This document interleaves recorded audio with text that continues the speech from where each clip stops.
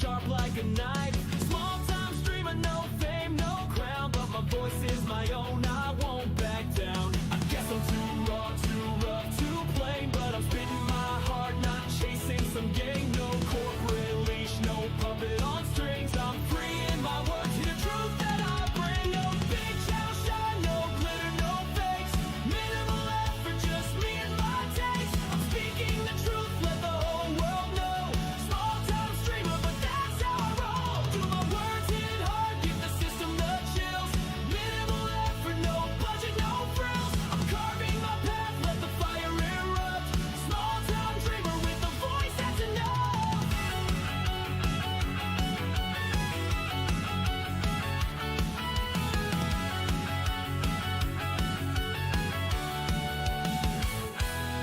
Got a webcam flicker and a beat in my chest. Bass takes in my veins, spilling facts is my quest. I'm breaking the mold, no mainstream appeal. Just a kid with a dream and a heart made of steel. I sift through the data, the left and the right. No bias, no agenda, just seeking the light. They laugh at my setup, my low-res stream, but my words cut deeper than the corporate screen. I guess I'm too raw, too rough, too plain, but I'm spitting my heart, not chasing some game. No corporate leash, no puppet on strings. I'm free in my words, hear the truth that I bring. No big channel shine, no glitter, no fakes. Minimal effort, just me and my taste. I'm speaking the truth, let the whole world know. Small time streamer, but that's how I roll. Do my words hit hard, give the system the chills. Minimal effort, no budget, no frills. I'm carving my path, let the fire erupt. Small time dreamer with a voice that's enough.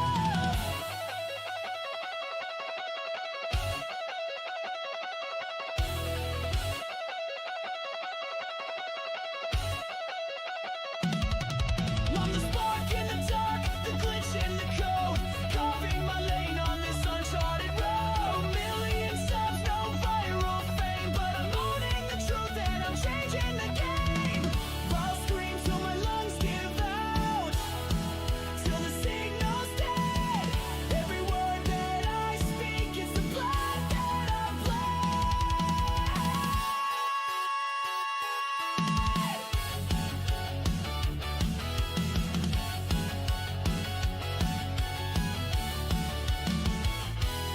No big channel shine, no glitter, no fakes. Minimal effort, just me and my takes. I'm speaking the truth, let the whole world know. Small time streamer, but that's how I roll. Do my words hit hard, give the system the chills. Minimal effort, no budget, no frills. I'm carving my path, let the fire erupt.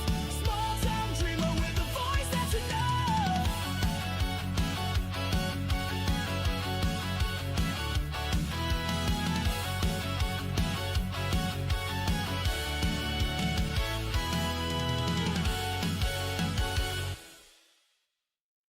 Yo, guys, what's up? Happy Monday. Yeah, no, I don't sing. I don't sing. I'm not like the world's worst singer. Typically what I end up doing is I revert to like my my teenage Billy Joel, Elton John sing-along falsetto singing where I just sing really high pitched. It's just, I don't know.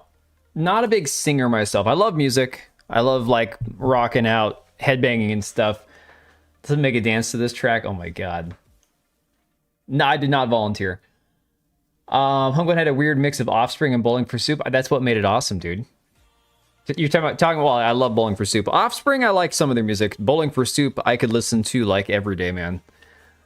But yeah, guys, happy Monday. Got a lot. Well, we have a few big things to go over and a bunch of little things.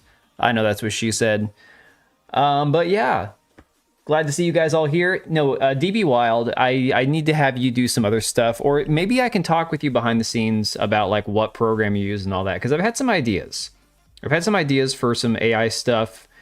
I don't know, just to kind of like fill in with, but I haven't really committed to adding. I've got the gal that did my logo and the stinger transitions and overlays and stuff. She's been messaging me, asking me if I need anything else done, so... Can shoot ideas? Yeah, cool, we'll do.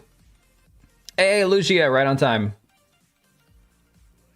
Yeah, no, I think it was A Vernum I was talking to on Discord about it.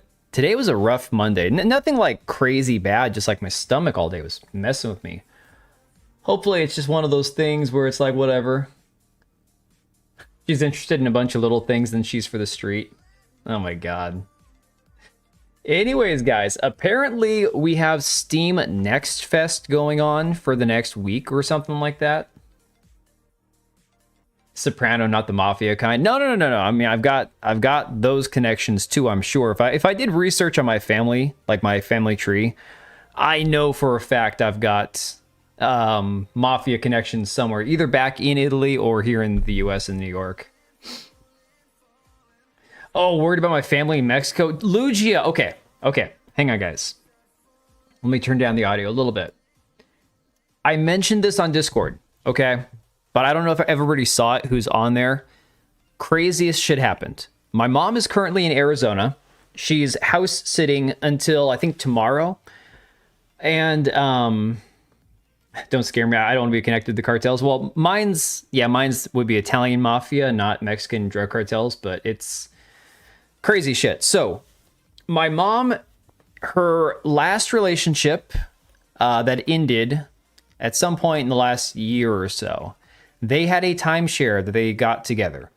And the timeshare is actually one that is owned by the guy who's like a big shot in the drug cartel. I don't know if it's the actual leader of the cartel that they met in person face to face when they actually got the timeshare.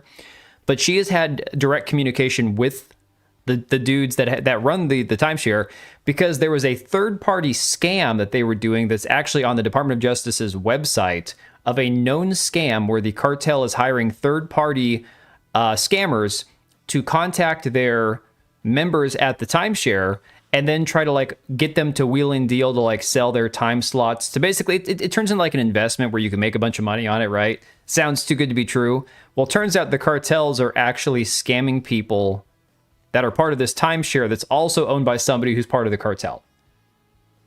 My mother, no, she got scammed by the third-party scammers. You didn't miss anything, Mahendra. We literally just started, man. Yeah, my mom actually met one of the, unknowingly, at the time she had no idea who the guy was, she met one of the high-ranking dudes in this, the CNJ, whatever the cartel is down there. Hey, Wagon Burner. So, yeah. This whole thing has been crazy because she's been working trying to get her money back for like the last 3 months. They finally contacted her with an attorney, an attorney to do like a buyout thing and negotiate for the timeshare itself. But even that could be a scam. So, yeah, she's not in Mexico right now. She's here in the US. So, at the worst, she'll just end up losing her money that she invested in it, whatever. But you know what they do with typical scams, these kind of scams? They can't actually take her timeshare from her. So instead what they do is they go, okay, well, we're still working on processing this. So here's a fee that you need to cover. You need to cover this transaction fee, these taxes, these other fees. And so they'll nickel and dime you to death to the tunes of maybe $3,000 or $4,000, if not more. It's crazy. Oh, as of 15 minutes ago, it's my birthday. Happy birthday, dude. Everyone say happy birthday to KG in the chat. I'm an old ass gamer. Aren't you just like 44 or 45 or something? The Evangelion event in Yokohama a few days. Oh, that sounds cool. Other than like concerts or the occasional sports event like baseball game, I don't really go to very many events. 44 now. Okay. All right. So you've only got like a little over 4 years on me. No, man, I got number 40 sneaking up on me around the corner. We're going to get our kids' baseball schedules pretty soon here. My oldest kid already knows for sure that he's going to be doing practices and games every Sunday through baseball season. And then my twins are probably playing on Saturdays. So my weekends are going to be exhausting, like crazy exhausting. Still got 1.5 years on you. The Yokotaro Nier Automata creator is working on Neon Genesis's Evangelion anime. Oh, that's pretty cool. Oh, you saluted the American soldiers. I'm sure they love that. That's pretty awesome. All right, so I was mentioning beforehand, because we've got this next fest from Steam going on. They've got a bunch of demos. That's actually where a lot of people, I guess, saw Windrose in the first place. There's a lot of crap on here, a lot of things I probably would have no interest in playing. But I forgot about it because I'm actually, through Keymailer, I can get a bunch of like different keys for random like indie games nobody's ever heard of. Occasionally like a new AAA game will come out and they'll send you a key for it. Most of the games I've ever gotten a key for, like I keep getting keys for these like card based games, and a lot of them are just not great to look at. But I saw one on here that cracked me up. This one here. I want to know more about this game. It's called All Will Rise. It's on Kickstarter. It says, are you ready to take revenge on the rich and powerful destroying the world? There's a demo available now for All Will Rise. Play the first 3 hours of a role-playing deck-building crime thriller about taking a corrupt billionaire to court for a Rivers murder. A Rivers murder, okay? This is going to be like some woke hellhole. This is a game in development. We're still balancing the game. Some artwork is placeholder, but entirely human-made. Of course, they got to make sure you know that. No AI. And elements of the game design may change by launch. We hope you enjoy your time with us in Missouri, and we'll support our small and passionate indie team on Kickstarter. I mean, you've got the right to sue, community guardianship, the right to flow. Like, holy crap, man. You assumed it was prawn. No, man, this is like... This looks like Dustborn meets, like, Latino environmentalist shit. I don't know, man. This is the kind of stuff that I'll get like an email that I've got a key I can claim, and then I'll look at the game and I go, yeah, no. So I just can't make myself do that. Nothing really is even like jumping out at me. I see the problem with a lot of these indie games is a lot of them, it's really hard. There are so many. I think it's what, 20,000 games a year come out on Steam. There are just so many of them. It's hard to actually sort through and find ones that are worth playing. Dustborn meets Take Us North. There you go. Exactly. That's kind of what it looked like to me, too. How are you doing, Bikini? I forgot to go check out your video. I'll have to go do that after the stream's over. Windrose looks kind of cool. I wish I had a PC because of games like that. Is it only on PC, guys? I can't remember if Windrose is only going to be on PC or not. 20,000 a year, so no wonder it's an endless stump. That's what I'm saying, man. That's why there's so much to sort through. The amount of titles coming out on Steam every single year... And that's not even counting like, you know, one title. That's everything across the board. There's like different genres and AAA, AA, indie, whatever. You heard Windrose is going to be on other platforms as well. Luckily, my recommend seems to filter really well the indies that I'd be curious for. That's pretty cool. Drop a negative review and bounce. Like bathing your brain in nuclear waste. Pretty much, man. Am I going to play the new hype game out there now, Become? Is that a real game? Good card-based card survival fantasy forest game.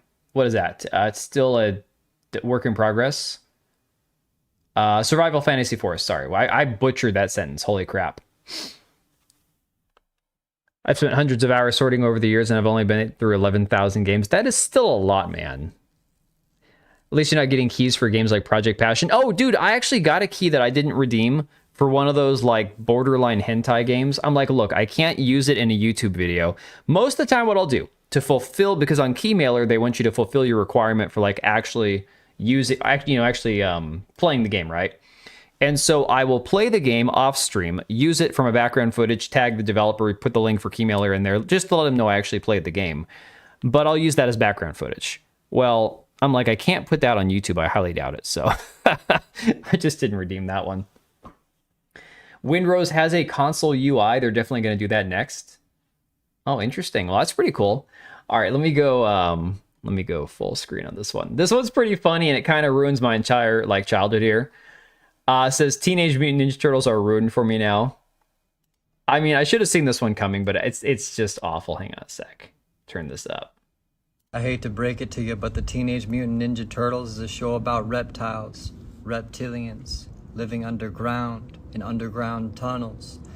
What food do they like the most? Pizza. Pizza is code word for pedophiles. Their connection with April is their connection to the mainstream media, how they influence the masses from behind the scenes. So Shredder, we owe you an apology, fam. These writers just put it in front of our faces for too long. I love this alternate universe where Shredder's the good guy. I'm like, oh my god, I didn't even think of that before. Dude, okay, so I haven't been watching the Olympics. He didn't understand Teenage Mutant Ninja Turtles. Lizards, look who's talking. Tekla, that's the first thing I thought when I first watched that video earlier. I'm like, wait, what's wrong with his head? So this dude kind of looks like my tattoo artist, okay? Like, my tattoo artist looks more normal, but he still has the same, like, kind of shape of the bald head. Just his face, this guy's face, there's something off about it. I don't know. He looks like a skinwalker. Look at Become on Steam and give it a look over before you put it on screen. I'm good. I'm gonna hold off then. I think he's saying that the pizza is code word for kids. So Shredder's the wood chipper the pizza enjoyers are running from. Oh my god, dude. Exactly. That's what it is. He has no eyebrows. All right, so I don't watch the Olympics anymore. I don't care about the Olympics. I grew up watching them because they used to have some dignity and some class and some meaning. Now I just don't give a shit anymore. I still like figure skating and some of the like bobsledding stuff is cool. I just haven't been bothered to watch it. He looks like a Foot Clan boss in a Ninja Turtles game. Kind of, yeah. But this is the funniest thing because both the men and women's hockey teams, it was the US, I think, that beat Canada in both of them. So I saw the video where they gave the Canadian female hockey team little stuffed animals when they lost. I didn't realize that they were going to give them to the men as well. I mean, look at this guy's response. Watch his face right here when this guy hands him the stuffed animal.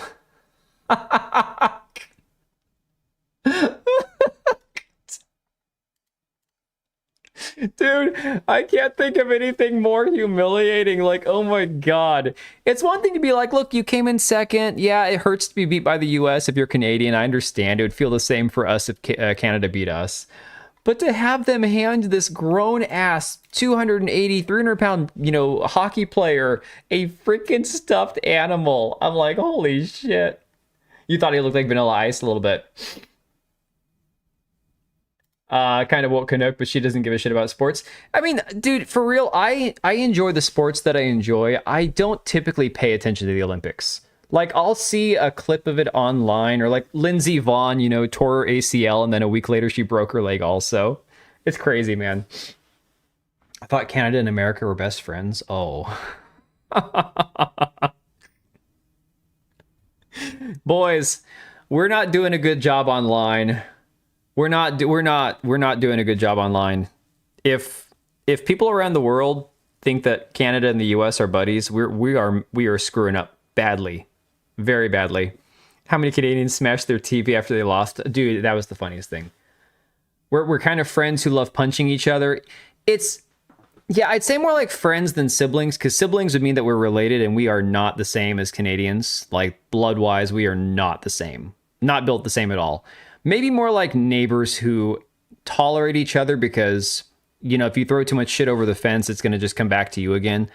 No, Americans and Canadians are very, very mean to each other. Very mean, very sus. We haven't really been that friendly since 2015 to 16. Yeah, exactly. And no, for things like hockey season, oh no. That's something. Well, okay, prime example. I'm not allowed to enjoy pizza anymore. No, you can still enjoy the pizza. It's just funny. Let me see here. What was I saying? So for example, my team, because I'm over here in Washington, my baseball team is the Seattle Mariners, and I get it. They've sucked for a long time, right? But one of the worst things, one of the biggest rivalries we have over here in Washington is the Toronto Blue Jays. The Toronto Blue Jays aren't even in our division. But what happens is, because we're not that far from Toronto, a lot of people, every time the Blue Jays come here to Seattle, they flood the stadium with their fans. And then every time they beat the Mariners, all that you're hearing in the stadium is these cheering and the fans, and it pisses everybody off. It adds to that tension where we're like, okay, can't stand these Canadians. Get them the hell out of here. It's a repeat of the English versus French. Y'all just more mystery meat coated. Mystery meat. Oh my god. Yeah. Sadly, the US doesn't seem to like Japan. I think I think the US and Japan, it's more complicated than that, because I think if you are traditional, conservative, and semi-right-wing and nationalistic, you like Japan. If you're more liberal and you hate white people and you think Asians and Japanese are white adjacent because they're not brown, then you probably don't like Japan. I think that's kind of the situation there. We have two sides of America, the American side and the crazy commies. The American side is, yeah, exactly. That's kind of how I feel about it.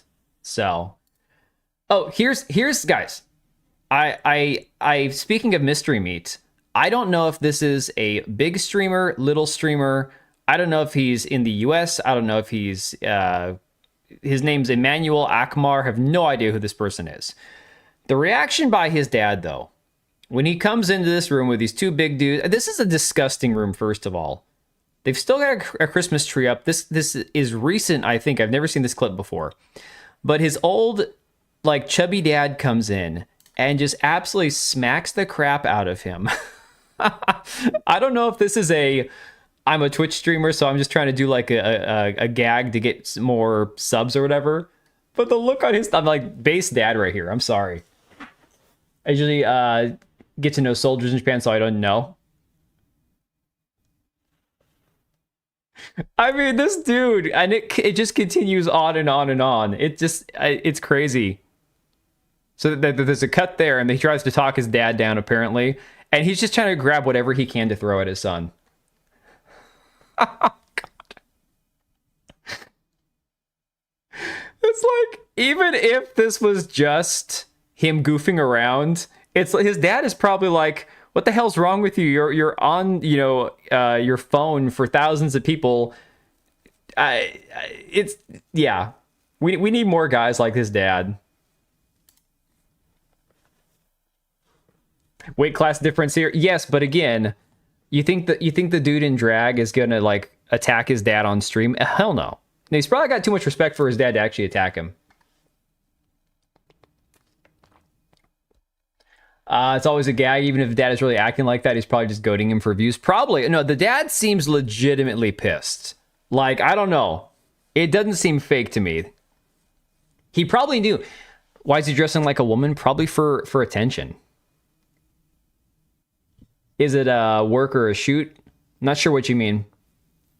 He's live streaming in the thing, so I think it was just for clicks and for views and stuff. But I saw that, I'm like, all right. I don't condone physical violence against random people, but if your son, your grown-ass son, especially if your son is like masculine and obviously the son works out and he's macho and stuff, and you walk in and he's there with his two fat buddies streaming in a dress to his audience, yeah, you got to put the smack down on him. If you're doing this for views, you've sunken low. Son looks good, Patriot. Settle down. Settle down. All right. So back to non-terrifying news. Apparently, Sony tried to make Crimson Desert a PS5 timed exclusive, but the studio said no. They believed reaching a wider audience at launch is more important. Sony believed that Crimson Desert could reach a Tsushima-level success as an exclusive, but Pearl Abyss chose to stay independent. Smart. No, honestly. Very smart. I 100% understand that decision. My biggest concern, though, isn't about exclusivity. I'm really worried that Crimson Desert is going to be like some sort of rug pull or something. I don't know, man. Hey, R2, I feel like freaking Crimson Desert, they are just biting off more than they can chew. It's a big buff, ma'am. They're going to shank everyone. See, Black Cat, even if it's not a full-on scam, and I hope the game's good. I have a lot of people that I know that are really excited about the game. 15 minutes of early gameplay. I think we've already seen this. I'm pretty sure I used this footage in a video at some point. I'm pretty positive that I've seen this already. This is from 1 year ago. Yeah, that's old footage. Even if it's not an intentional scam, I'm worried the game is going to be a disaster just in performance alone because of the amount that they're promising, dude. Sony thought people will buy more PlayStation 5 despite it doesn't have any good first-person games. Yeah, that's a big problem. Turning down the PlayStation money had his old news. Is it? I don't remember hearing that before. If they have no holds barred gameplay. Well, I mean, okay, so right now, I think right now the game has got the content creators. You know, the guys who get the early access, the Luke Stevens and all those people are currently getting access to the game, I believe, at some point this week. And it's whatever the game comes out. It's like a week before the game comes out. I don't know what the press, the embargo is on it, but it's crazy though. I don't know, man. It's one of those things that I hope the game's good. I just don't have a whole lot of hope myself, man. Hey, Equilibrium. Game will be meh. Easy skip feels empty. That's the thing, Colossal Solar Form and Technique. That's a mouthful of name, by the way. I'm just going to call you Colossal. The game for me, when I watch gameplay of it, I'm like, it looks... Okay, you know, one of the biggest complaints a lot of people had about 1348, other than the ugly hairstyle, the lesbian protagonists, the motion capture, the hideous faces, the very weird, boring, simplified combat, all those things about the game people had complaints about. One of the biggest things I saw a lot of people saying was it just looks like a tech demo. It doesn't look like an actual demo for a playable game. It looks like what you see when they put out a new system and they go, this is what a game could potentially look like on our platform, right? So to me, that's kind of the way that Crimson Desert looks. It almost feels like they're showing you things from different games, not from the same game. And they're all done to try to like make you go, ooh, ah, as much as you possibly can. But I'm worried that when the game is actually available, none of those pieces are going to fit together, if that makes sense. There still aren't any good games to the latest PlayStation. Still, 2 has the best games. 3 has a decent library. Crimson Desert turned down the money hat, then went play anywhere. Yeah. 1348 looks like Senua's Sacrifice, but worst. So yes, so people, the best comparison I can make, the gameplay, camera, storyline, and all that for 1348 X Voto is to Hellblade. The difference was the first Hellblade game, if you enjoyed the game for what it was. I know a lot of people didn't like the game. If you could enjoy it for what it was, narrative-driven, simple combat, thematic elements, music, atmosphere, lore, story, all that kind of stuff, for what it was really enjoyable. I thought it was really awesome. The sequel was feminist bullshit. It was terrible. Too many like QuickTime events in cutscenes. It was annoying as hell.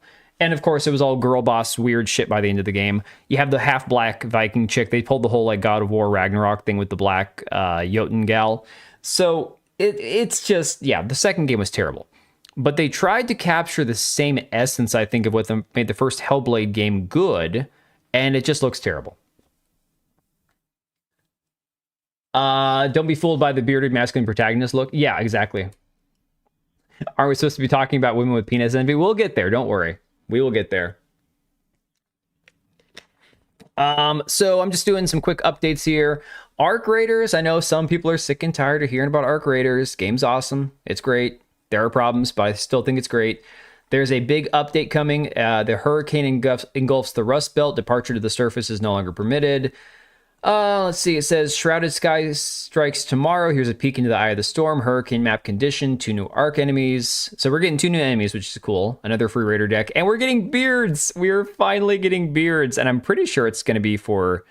Well, can you put a beard on a female character? Because they don't do male-female in Arc Raiders. The one legitimate critique I have for it is that they didn't do, male and female body types. It's just type 1 and type 2 bullshit.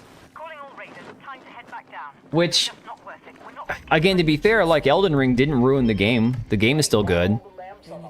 I just despise the fact that they keep feeling like they got to do the body type 1 and 2 shit. Final Fantasy VII was a work of art. Told a good story on its own. Yeah, I never watched it. Never played it. Don't log it as an emergency. Then what do I log it as? Maintenance. Celeste, listen. Why the hell have I got Raiders topside? I'm dealing with it. The storm took us all by surprise. Goddamn security. It won't happen again. These people are probably freaking out. The marathon simps are like, oh, more of that AI voice work. Mm-hmm. Yeah, pushed by Bandai. I could see that being a thing.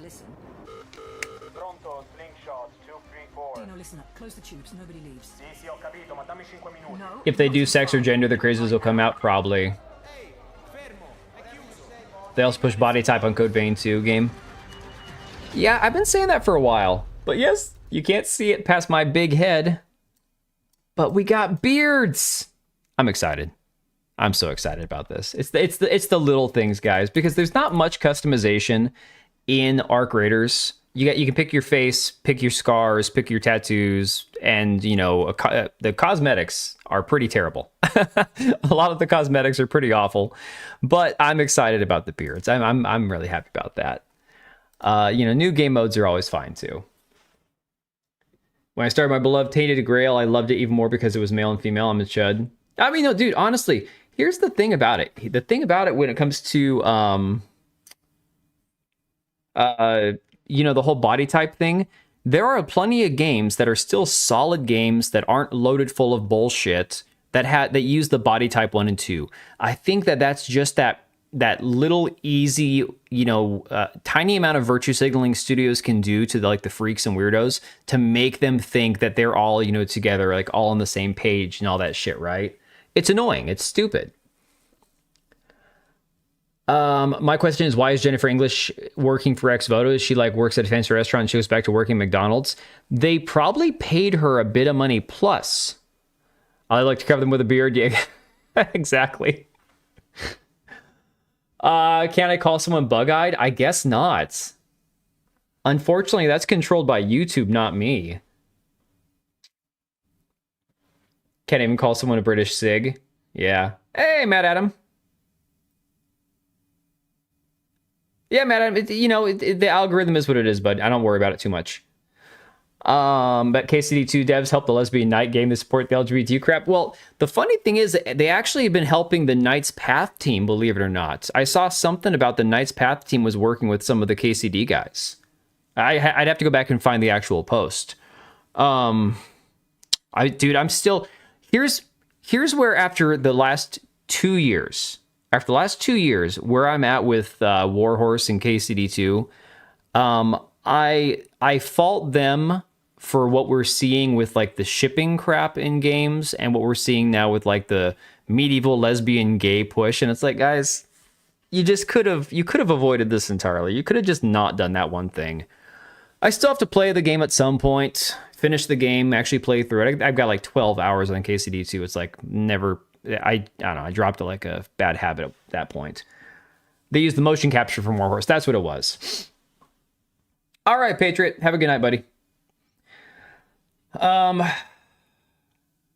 McKinney, your username was McKinney Draws, wasn't it?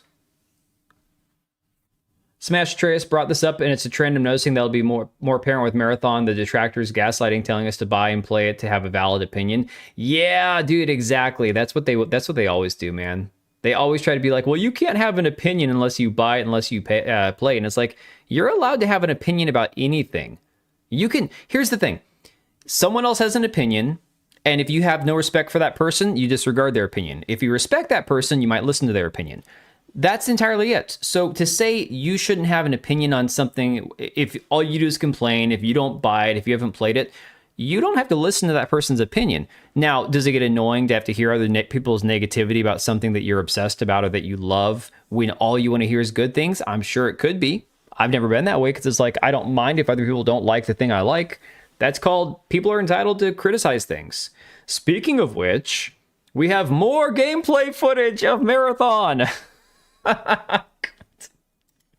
Guys, I have never seen a game put out so much gameplay footage to try and repair so much of their damage. But look, at this point, I've seen enough from this game. I get it. This is like Highguard, guys. Marathon and Highguard. Now I'm gonna say something. Okay. Oh no, Equilibrium. I'm not gonna play this. Don't worry, dude. I'm just showing you little snippets of it to show you that this is all just more of the same that we've already seen. No, I don't want to watch this, and I don't want to make you watch this either. I understand the motion sickness from it. It's awful. The blur, everything. No, this game will not go the same way as the typical Concordian Highguard type game. It will probably have moderate success because there are a ton of Sony fans and Bungie fans. I put this tweet out there a few days ago, and I'm Bungie and Sony fans are in abusive relationship with these companies, where they think that these companies care about them, and they think, oh, but they'll have a banger at some point. I know Halo's been bad. I know Destiny didn't get treated well, but I know we're going to have a good game eventually. And meanwhile, Sony keeps canceling games, shutting down studios that they bought. Sony bought or canceled shut down 3 studios that never delivered a game after they purchased the company. Like crazy, guys. It's insane. Pay so I can be validated in the eyes of some retards. No thanks. Exactly. Gonna hear terrible stuff. Well, Cage, I didn't realize how bad it was. I didn't realize how bad something was, dude. Let me see. FOV and UI scaling is causing it. Whatever it is, dude, I hate it. Marathon's going to be a Russian roulette, all or nothing. And Lucia, it could be massive. I said my initial reaction after they postponed the launch, after they went back and they went, oh shit, our playtesting went terribly. We've got bad PR. We've got lawsuits. We've got people that are claiming we stole their art. All these crazy things going on behind the scenes at Bungie. Well, then when they came back, the reception has been largely positive online. But then again, according to people in my comment section for videos about Voto, people are playing the demo for Voto and loving it. Where are they? I don't know. Apparently they exist somewhere. I'm not seeing it in the numbers, but apparently they exist. So my claim that this game could maybe hit 100,000 players concurrently on Steam after it launches, I felt pretty confident in that at the time. And no, 100,000 people playing the game is not going to make it or break it for this studio. They need like 2 million, 3 million sales because it's a $40 game. And this game's probably costing Bungie 150 to 200 million start to finish, right? With all the reworking and everything else going on. But is it going to be successful? I have no idea. No clue. Now I'm starting to kind of feel a little unsure about that 100,000 number. I'm starting to feel like I overshot it. I still play Helldivers 2 and Ark, so I'm good. Only have 1 live. Yeah, Sony Ponies are going to carry. Destiny 2 is dead. Exactly. No, it will not. The one thing I'm confident in saying is Marathon will never touch the numbers Arc Raiders has hit. Did I hear that they had 1% of their fans, only 100 players played the demo? Dude, it was up to like 166 players today. But again, remember, the Steam Next Fest launched, and they're one of the games that are demoing, or they're one of the studios demoing their games. So it makes sense that they're going to get a little bit of an uptick because people are checking out games more right now than they have before. But yeah, hit a peak of 167 today, currently playing at 51. Meanwhile, over on Windrose, it's like 11,000 players or some crazy shit like that. And it's a 20-minute demo. Think about this, guys. Windrose, a game that's still in development. Does anybody know the actual release date or the tentative release date for Windrose? Oh, dude, Like Squad, that Wolverine game is going to be hot garbage. Okay, I'm calling it right now. And I love Wolverine. He's one of my favorite, superhero mutant characters ever. Wolverine's just like straight up masculinity and badass and everything else. But that game, ever since it was announced that there was Sweet Baby Inc. involvement, ever since we saw the Jean Grey screenshots that leaked, that game is going to be hot ass. Okay, it's going to be awful. 200 million for what? There's 1 mode and drip feed something content for 10 years. Dude, it's yeah. They haven't said anything for a release date. Okay. Willing to believe that maybe there was more interest in the Voto demo than the 100 or so concurrent players would suggest because the demo was like 10 minutes long. I mean, yeah, if you want to say that, okay, because it only takes... So I timed it, my slow walkthrough of it when I was filming it for video background footage was like 22 minutes. So let's say you can get more people through the course of the day playing it. Sure, maybe they're getting a total of 200 to 250 people a day playing it. That's still a fraction of their supposed 100,000 wish lists on Steam. Goyfrain. All right, Mahendra, take it easy. I don't trust Insomniac to do it justice, especially when X-Men Origins is what they got to top. Yeah. Demo was 25 minutes when I recorded my video. Yeah. Yes, Like Squad, I have no history with GTA at all. I have zero interest in playing GTA. You can love it, you can hate it. I'm good either way. I hope that people that buy the game, that it's worth their money because it's going to be like $100. So Yeah, I mean, sure. I hope for those people that the game is great. Do I think that it'll probably beat GTA 5's record sales? Yeah. If we're talking just based on revenue, absolutely, because it's going to be $100. Total sales for its lifetime? Maybe it would take a little bit longer to get there, but I think eventually it would. But it's also going to depend on the reception. If the reception comes out and people go, yeah, this is not your grandma's GTA, then they might not actually want to buy it. Word of mouth. You will get an initial wave of like the first month, you'll get like 10 million people easily buying that game. I don't even know what the last game's record was for the first month sales. You will see insane amounts of sales for GT, even at $100. But then it's going to be based on the word of mouth, you know? That's really what's going to affect it. Oh, and Makini, the crazy thing about Voto is this is their first attempt right out of the gate. They came out swinging with that big lesbian sword like, oh my God, whose idea was this? So Marathon's saying that cheaters will be permanently banned with no second chances, which I find hilarious because it's like, okay, I believe ban all cheaters, 100%. You get caught cheating in a game, banned permanently, no attempt at coming back. But what happens when you ban the wrong person and there's no recourse? Like, this could be potentially really, really bad for a lot of people who spend $40 on the game. Then you got the people like this saying when Marathon crashes, burns, and flops, and then dies, what studio's next? Insomniac, Sucker Punch, Santa Monica. I feel like Santa Monica is definitely a contender. Then you got Gwen posting TTV, a she-her with the trans flag, so there you go. Honestly, games like Marathon are important for the industry because they show how good art can keep chuds away. We need the bright colors to scare away predators shtick. Oh, I'm sorry, does the slightly different thing literally revolt you? Yeah, that's the point, dude, go away. My favorite new meme ever, which is perfect because it triggers a multitude of people all with one image. Are you a man? Yeah, but apparently the ugly, hideous, bright art appeals to everybody but straight heterosexual gamers, which is crazy because I know that there are straight gamers, heterosexual gamers, non-soy riddled, non-leftist, non-Antifa LARPing gamers who are probably excited for Marathon. Now they might also be soy, Sony ponies and all that. But I don't understand the appeal of anything I've seen from Marathon. This is not just like, I'm just going to jump on the hate train to hate it. I've been hating what I've seen from Marathon since day one. The very first teaser trailer that showed the little pink cat in the swamp, I'm like, what the hell is this, right? So I don't understand who actually like truly loves the look of this game. Oh my God, I didn't realize the barrel said I fucking farted. Oh my God, it says... Uh-oh, PP down here on the handle. SAR up here on the scope. Oh my God. Ammo poo. Look at these random words here to make it look like there's information, but it's like just words. It's the is at 500. Oh my God. Oh man, I didn't realize how good this was until I actually zoomed in on it. Oh my God. So Nick Tech, YouTuber, does a lot of gameplay, walkthrough footage, that kind of stuff.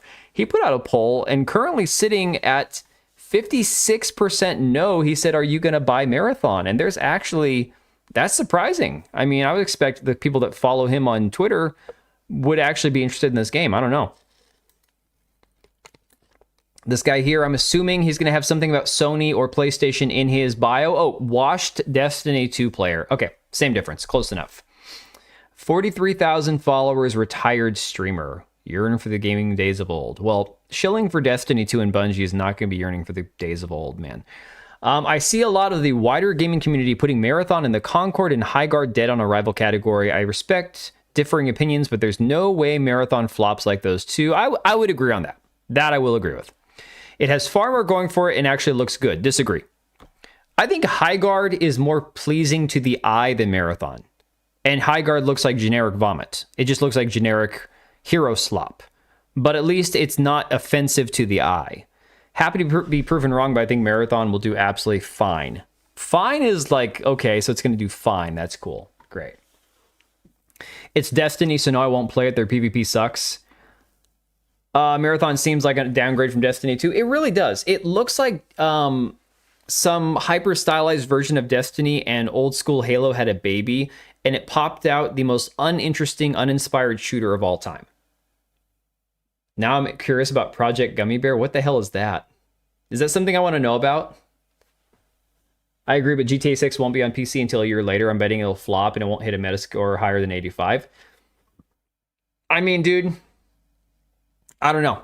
I honestly have no idea about how, I know that the GTA 6 game is going to make them money. It will not flop. It will make them back their budget because their budget's too big for it to not. It has to, If something comes out of nowhere like Schedule 1 or a Marathon's release date, the game's cooked. Highguard's PvP was Apex, the movement was smooth, but the game was lame. But see, Wagon Burner, I was just playing Apex with my oldest son about an hour and a half ago, and the movement on Highguard is not Apex, man. So granted, I'm playing a lot of Octane. Octane on Apex is one of my favorite characters. He's the speed guy.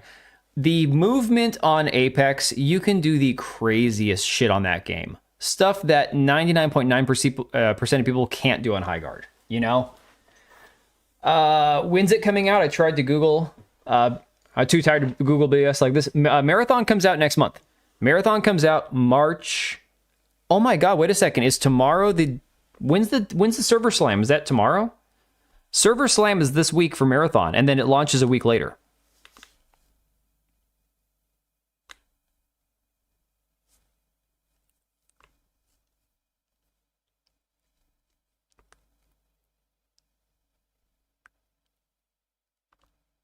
I need to look this up. Hang on.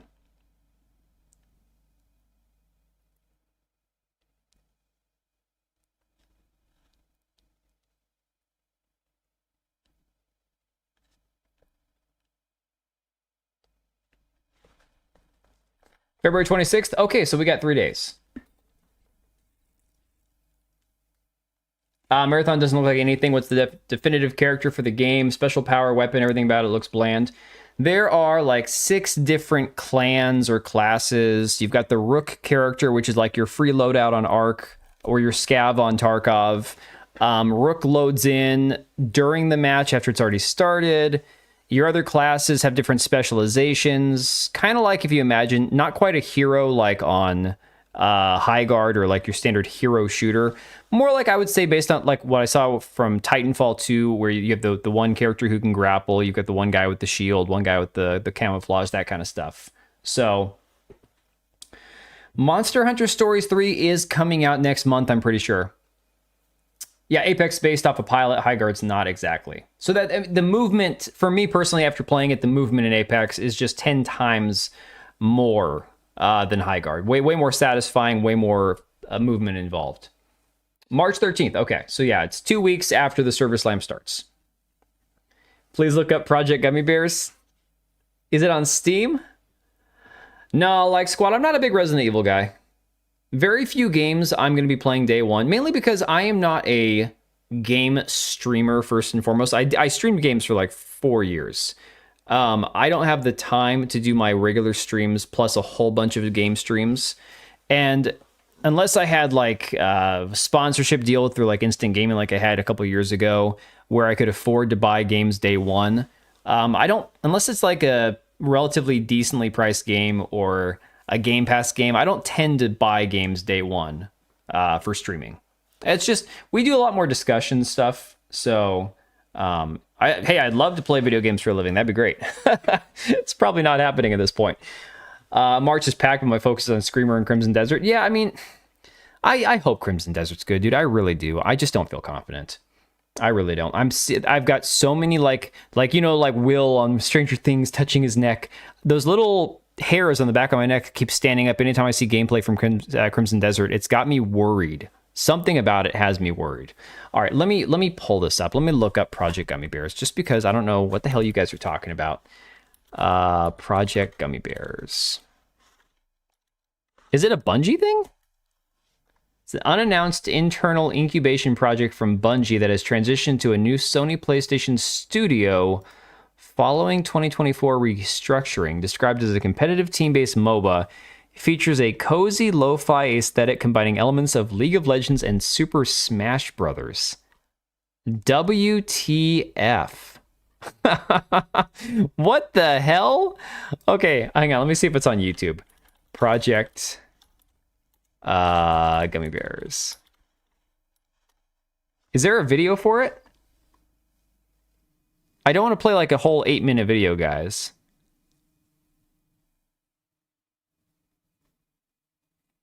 Yeah, I don't see any actual like leaked footage of it or anything.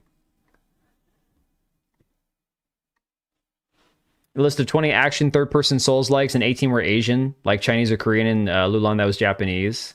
Oh, the gameplay for Voto is garbage, man. It's ass. And it's not even ass because of the way that the gameplay is set up. Like, I thought Hellblade did a decent job with the limited combat, limited, functionality of the game. It was more of a storytelling game with puzzle solving and combat elements to it. Voto didn't even do those parts right. They didn't even nail that. All right, so I don't know what I'm looking for, guys. I looked on YouTube. I didn't see any actual footage of it. So I'll take a look at it later. All right. So don't let me forget, guys. I need to timestamp this shit after the stream's over because everyone constantly complains that I don't timestamp. And to be fair, I'm terrible about it. So, okay, it's just concept art for now. Interesting. 0 upcoming Western action TPP. Nothing out, only words. Well, fair enough. There you go. So something like the Horizon games art style. God, that game looks so terrible. People are like, okay, I don't like the characters, but the gameplay looks fun. I'm like, how? Maybe I'm just old and senile. I don't get it. I don't understand. How does the gameplay for that Horizon Hunters Gathering game look fun? Maybe I'm just a crusty old fart at this point who doesn't. I don't enjoy fun. I don't like fun anymore. Okay, so Voto announced earlier today, we are part of Steam Next Fest. Play the demo and experience the opening of Aitas. So here's the funny thing, guys. I looked it up, and apparently this isn't even an Italian name that's ever existed. It's actually of Arabic origin, believe it or not. And so the justification for the name that I've seen people say is, well, Muslims invaded parts of Europe at times, so maybe she has like Arabic history or something. I kid you not. Millennial Karen. Test your skills with HEMA-inspired swordplay and see if you have what it takes to survive 1348. I shared this, guys. I shared this on Discord earlier. This is absolutely banger. And I still remember the first time on stream that I talked about Voto, I called it Voto. And someone's like, no, that actually works. But yeah, you've got 1998 Voto. This is like absolute cinema right here. We got words and places that kept their name or inspired after centuries of Arabic presence. Yeah. Middle Eastern fatigue. 100%, dude. Let me see here. All right. So Archcast says, much to my personal pain, I played it and I say, save yourself 30 minutes, clicking the left mouse button whilst your camera is buried in an ugly lesbian's ass. It's not quite the peak of gaming. Yeah, it was pretty bad, especially for a demo of a game that comes out next month. Didn't look good. Combat was lame, and for some reason you pull a card. When pushing it was the obvious solution. Yet the game does not tutorialize it. Knight's Path demo is better. Knight's Path doesn't have a demo. Knight's Path has the tournament thing, which I've heard terrible things about, and they said, this is not a demo for our game, don't play it. Then, of course, you had them saying previously, why do you expect a woman to necessarily be attractive? This was back on January 23rd, when they were poking the hornet's nest and being like, why do you need a woman to be attractive, right? Savvy quote tweeted this today and said, when you sat down to make the character, did you model it after someone? The answer here is yes. They modeled it after Albie Baldwin. To a degree. The face is not exactly... It's like how Jennifer English is the motion capture model for Bianca, I think her name is in the game. Neither one of these women is a one-for-one identical copy of the character in the game, but you can tell that they were inspired by both Jennifer English and Albie Baldwin, the non-binary. Most humans are attractive. Attractiveness is more than just large breasts and nice hips. Those traits, however, are biologically ingrained in people due to the drive to reproduce. Again, more biology. And this right here really hits home for me because a lot of people in Hollywood or a lot of people online, the streamers, like the Pokemanes and the QT Cinderellas and the Valkyries and stuff, I look at them and I go, they are the most boring, mid-plain, generic-looking women on the planet. And people are like, you're crazy, they're hot. I'm like, no. They look like a boring ass woman with plastic surgery and way too much makeup on. For me, that's not attractive, you know? Give me some plain girl next door who's got a good personality and a nice smile, and that's going to be way more attractive than these chicks covered in like 5 layers of makeup. So attractiveness is more than just one thing, right? Attractiveness can also be boiled down to math, not only cultural trends. Attractive people have symmetry, ratios, and the cultural trends get layered onto that for things like hairstyle, clothing, makeup, etc. But why do you also dehumanize attractive women? Why do you instantly jump to porn when something is pretty? And that's how we see a lot online. People that say, oh, you just want something to goon to, right? Can you not control yourself? Are you a danger to people? So when you say shit like this, what you're really saying is we made sure our game appealed to the bottom percentile, made sure that there was no symmetry, did bad ratios, we paid attention to all the wrong things. Issue is the bottom percentile doesn't show up, as I'm sure you learned. Combat was clunky, the game was unoptimized, character models are bad, and I was really, really bored. Makini, let me ask you a question. Did you have actual performance issues with the game, though? Because I didn't, and I don't have like some $10,000 computer. I've got a 9060, I've got, you know, a Ryzen 9 5900, 64 gigs of RAM, DDR4, though it's not DDR5. But it's like, I didn't have any trouble running the game. And I think all my presets were on ultra high because the game didn't try to turn anything down. You ran it on medium and it was choppy as hell. I might have been the only person who didn't have issues running this game. And you can actually watch them. Let me show you guys something really funny. In fact, before we get into this article from PC Gamer glazing the hell out of this game, let me show you, because I still have the video from my actual gameplay footage of this game somewhere. Crap, I put it in my my recycle bin. Let me see here. So I did have the footage. Let me grab it. Hang on. I know it's still here. Let me see. Nope, that was my Winrose. Where are you at?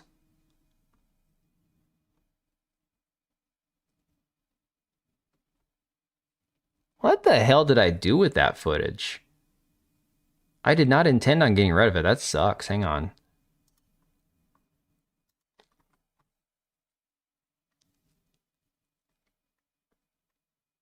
Should be in here. It's only like 22 minutes long. It should stick out like a sore thumb. Sort by... Yeah, let me do this. Sorry, guys, not to leave you in suspense. I had to find it. Here we go.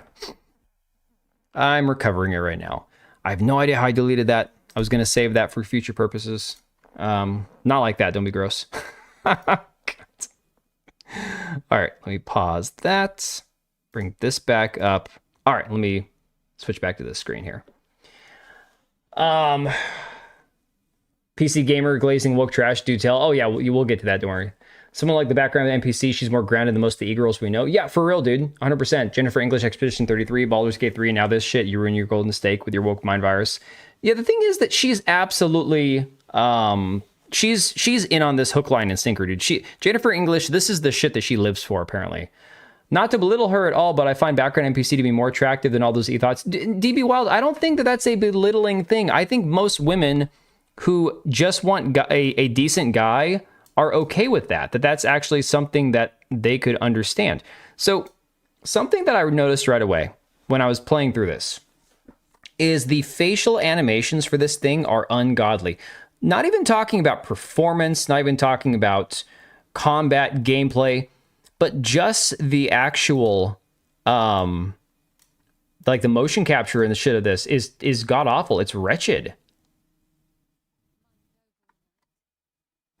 Let me turn this up a bit. Oh, and this was cringe as hell.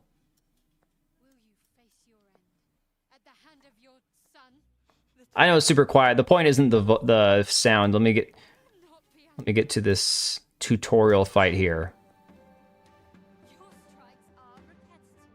The way that Jennifer English's character moves her mouth when she's speaking is some of the worst shit I've ever seen. Let me see here. I noticed it while I was playing the game, but it is like absolute... Oh my god.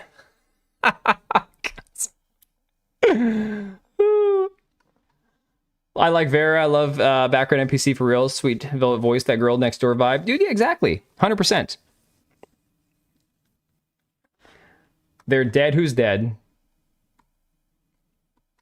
Oh, we're talking about the characters equilibrium? Yeah, exactly. I don't want Jennifer English to ruin my Hyper Tides of Annihilation. Yeah, dude, I remember that she was going to be in that now. And it's like, I don't know, dude.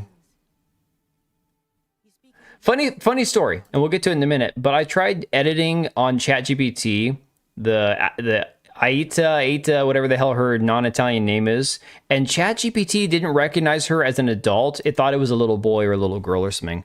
Because the character is so hideous, it couldn't even identify it as an actual grown woman. Oh, yeah, that's a curse pause. The facial animations, the eyes are hideous. Like Vera, but I don't find her attractive. I'm not here to like... Yeah. You guys can find whoever you want to attractive. I'm married, so it doesn't matter who I find attractive.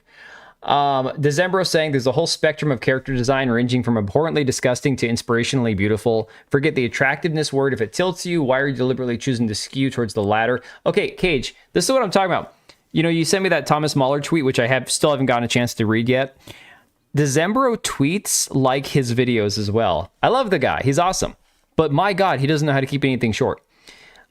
Choosing to skew towards the latter end of that spectrum with an off-putting character design rather than something more appealing, affable, unique, interesting, etc. That's what would be interesting to find out because you have the right to design your game as you see fit, but when shit like this goes wrong, the immediate step is to blame the big bad toxic gamers and harp on about negativity culture. Exactly. Meanwhile, the studios in question are the ones purposely making unpopular decisions, and tweets like that are useless. This is like making a Horizon Motorsport game with junkers that won't start, then ask why do people expect racing games to look like racing cars. Exactly. You're trying to justify an extreme decision to make a weird-looking character with something that has no bearing on the conversation. What is this, social studies? No, if it was social studies, you'd actually have attractive characters. It would say, men tend to find this look more attractive. Who's expecting what women want, what women to be what? You're making an effing video game. Why is the playable character in your video game that it's supposed to be appealing enough for us to buy it look like a soy-based female version of Jim Carrey from Dumb and Dumber? Exactly. Why was this the move to making what is meant to be a knightly tale video game? You think this only applies to one gender? Make a knight game with the same kind of soy boy design. Make it a dude named Aaron. You're getting the same problem. Also, what will your excuse be when people bring up the examples of games that feature normal female characters with no sexualization whatsoever and that suffered no backlashes? And the other thing about it, too, it's like, if you really want to make this like a based lesbian game, why don't you make them both attractive and then they get to be together and it's two hot women together? Oh, is it because he goes way too Redditor tangent? Yeah. Oh, it's like Deborah Wilson eyes, 100%. I find Tibu hot. Oh, thanks, Cage. That game looks like absolute ass and plays like it too. Exactly. Characters based on English looks like a mockery of the Mael character in Expedition 33, like she has fetal alcohol syndrome or is crossbreed with Gollum. Exactly, dude, for real. It's going to take time till we get there. Oof. Oh my God. I'm going to remember that one. I don't do the Twitter. Dude, his tweets are the same way. His tweets are all like this, and he usually has really good stuff in there. It just takes a while to get through. That's okay, QC jerks. You're not gay, just late. It would be too appealing to the male gaze, exactly. But let me tell you something.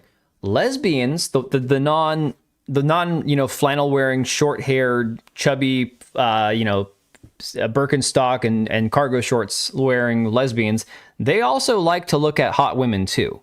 So, it's not necessarily doing anybody a service by making intentionally hideous characters. So, PC Gamer. This bloody medieval carve 'em up has been praying the devs deliver a holy gaming experience. Vengeance will be mine. No way. No way this man is straight. That's not possible. First of all, one of the biggest complaints I've seen, and I would actually have to pull back up my footage. Let me grab this real quick while I'm thinking about it. Sorry to blind you guys there for a second. During the fighting in this game, which is very rough, there is a little bit of blood spatter on the screen. So it's not that there's no blood at all. People were like, where's the blood? There's no blood. There's no this and that. The thing is the characters don't get bloody. The enemies, your character, there's no visible blood on anything. Let me see. There's some more fighting here. Yeah. So you got some blood on the steps that was already there from killing people. You got these two dead guys here. One might be a little bloody now. I can't even tell. but nothing gets bloody, torn, or at all like affected by anything during the fight sequences. Nothing at all. Somebody said, look, they just bought a bunch of assets on the Unreal Engine store and threw them in there, and it definitely looks like that for real. So I think that's definitely a thing.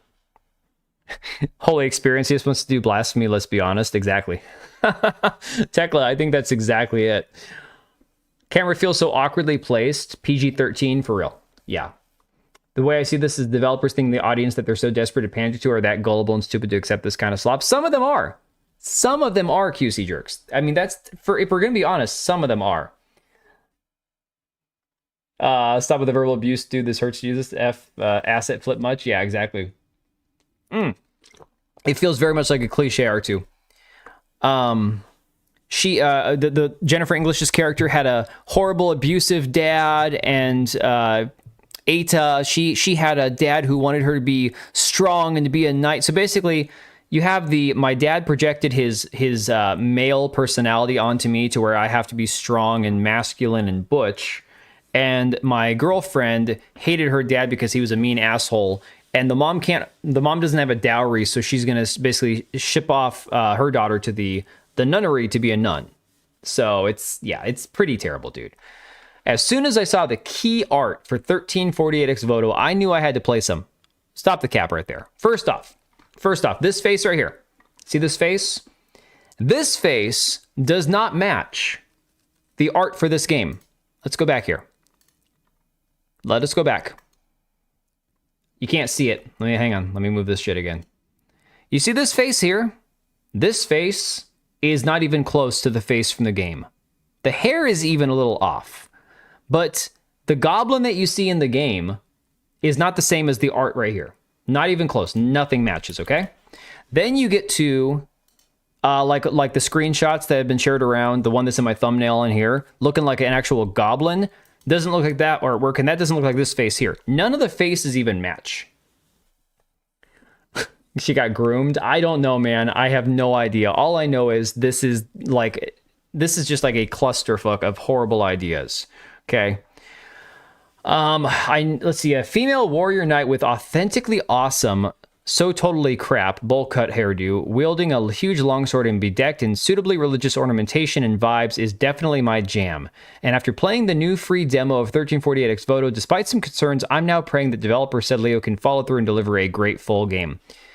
It's a 20-minute demo that is essentially the tutorial section of the game. That's it. Windrose, the game that everyone's playing right now.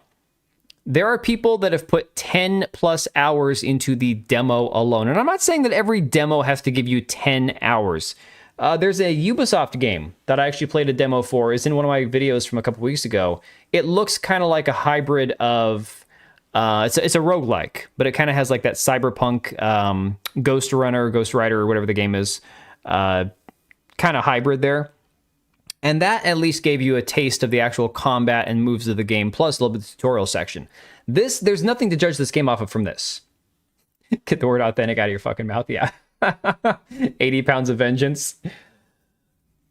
It's ma'am, exactly. The more T fluids you pump in, maybe the more your face changes. I don't know, man. I don't know. You got 4 hours in Windrose. I want to be playing Windrose right now, but at the same time, I want to go back and read. Although, crap, Guys, I got to go by the bookstore tomorrow because I did not realize. So I read Blood of Elves, the first Witcher book, then discovered after I started the second book that Last Wish actually takes place first. So then I went back and picked up The Last Wish at the used bookstore. I finished Last Wish last night at like 12:30 in the morning. And then I realized, wait a second, this doesn't tie into Blood of Elves. And then I'm like, oh my God, Sword of Destiny comes between Last Wish and Blood of Elves. So now I got to go pick up Sword of Destiny. So now I have to go back and continue the second book after... I'm just all out of sorts here, man. Apparently, I'm not reading books correctly. I've gone years without reading a book, and now I'm reading books again. I'm doing it wrong. If Smeg shows up and drops $5, you will earn more than X Voto devs. Dude, that being said, it's Australian money, and it's still more than they'll be making. That's the craziest thing. Fun fact, a knight wouldn't have a bowl cut. Bowl cuts were for peasants because that's the best they could make. The whole thing. And nobody looks at her... Okay, the enemies that you fight call her a knight, a man, a boy. Nobody thinks she's a girl. Nobody questions the hair. Nobody questions that why the knight doesn't have any armor or any chainmail on her head at all. If she's going to be a knight, wouldn't you think if you don't have a helmet, any sort of helmet, you would have chainmail, right? Crazy. Shows how ungenuine this game popularity is. Winrose blew up, did nice numbers, and had zero coverage. Dude, yeah, exactly. Meanwhile, you got sites like The Gamer covering for this shit. That face looks like a little boy. It looks like that Noah Schnapp from Will. Yeah, Will from Stranger Things. That's why this guy can't wait to dive into it. Oh my God, man. Damn you. Damn you, man. Let me see here. It says you play as Eta, a young female knight errant in medieval Italy. You've been trained by your noble father, and as the prologue to Ex Voto begins, you love nothing more than practicing with the sword to do your knightly duty. The only thing you may love more is your closest companion, Bianca, who of course is voiced by Jennifer English. Yes, you simply can't escape her melodic tones these days. Yeah, this might be the game for me that makes me never want to have see her in a game ever again, to be honest. Knight, hey, brah. Do I like it so far? Oh, hell yeah, dude. I mean, I wouldn't still be reading the books if I didn't actually enjoy them. Makes me wish that the show had continued with Henry Cavill and hadn't gone the way it did. But you can't redo change things and all that. So what's done is done. For a knight, you need armor, horse, your own heraldry, aka a sigil. Otherwise, you'll be labeled as a thief or a fake knight. Yeah, dude, for real, exactly. Then disaster strikes, your hometown's attacked, and after you've run through a very standard "this is how you to move and run" tutorial, you're thrust into the medieval fray. But they didn't even do that right. So the tutorial is equal parts do this simple thing, push this button, and we're not going to tell you how to do this simple thing that might not be simple. It's a very poorly made tutorial. Sword drawn, camera pulled in closely behind you to the right. You are then invited to hack and slash through a series of brutal bandits who are killing local civilians, pillaging their belongings, and burning down their homes. In the demo, you have two stances available, one-handed and two-handed, as well as your typical light and heavy attacks. Naturally, you can block and dodge. I never got the chance to do any time-perfect parrying, but I'll eat my What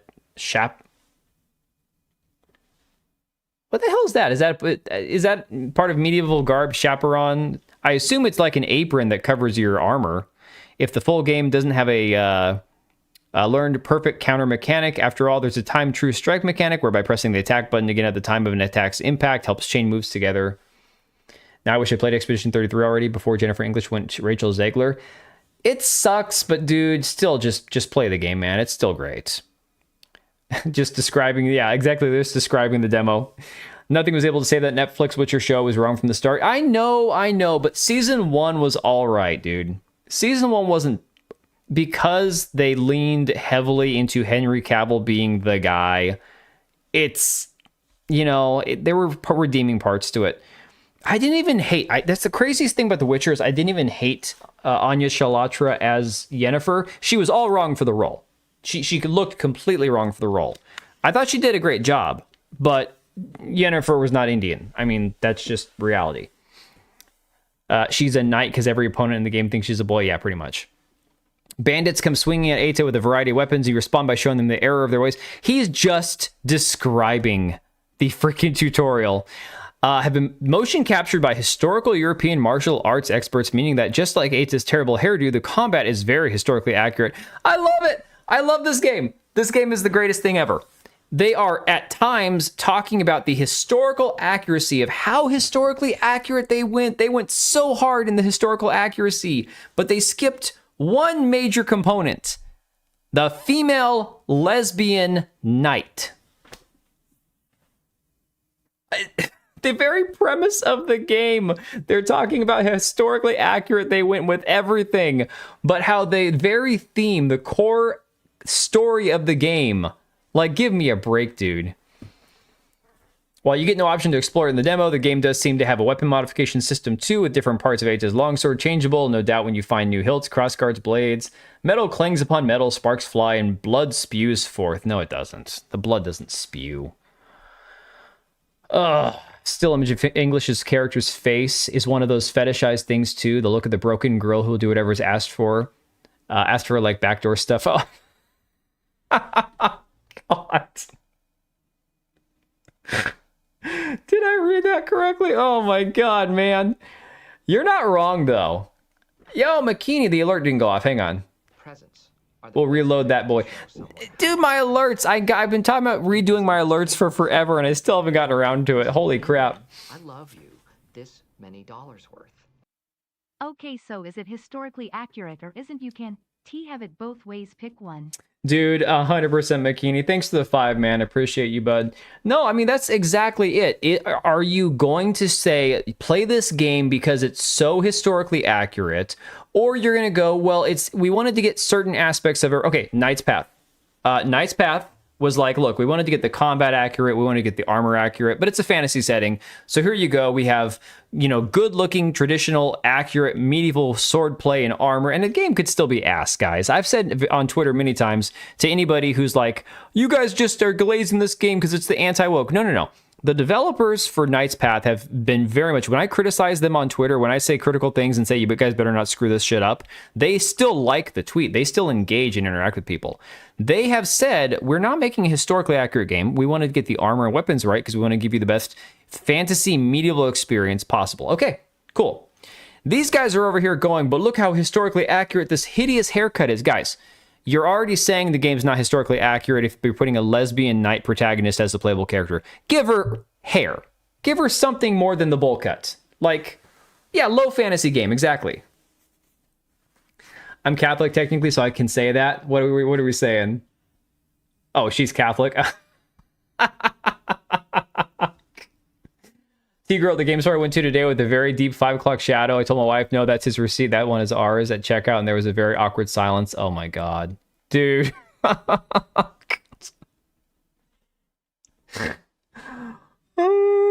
That's when you see those women and it's just like, hold up, wait a minute, something ain't right. You're like, wait a second, that's not a woman. It looks kind of like a woman, but it's not. I just don't know, man.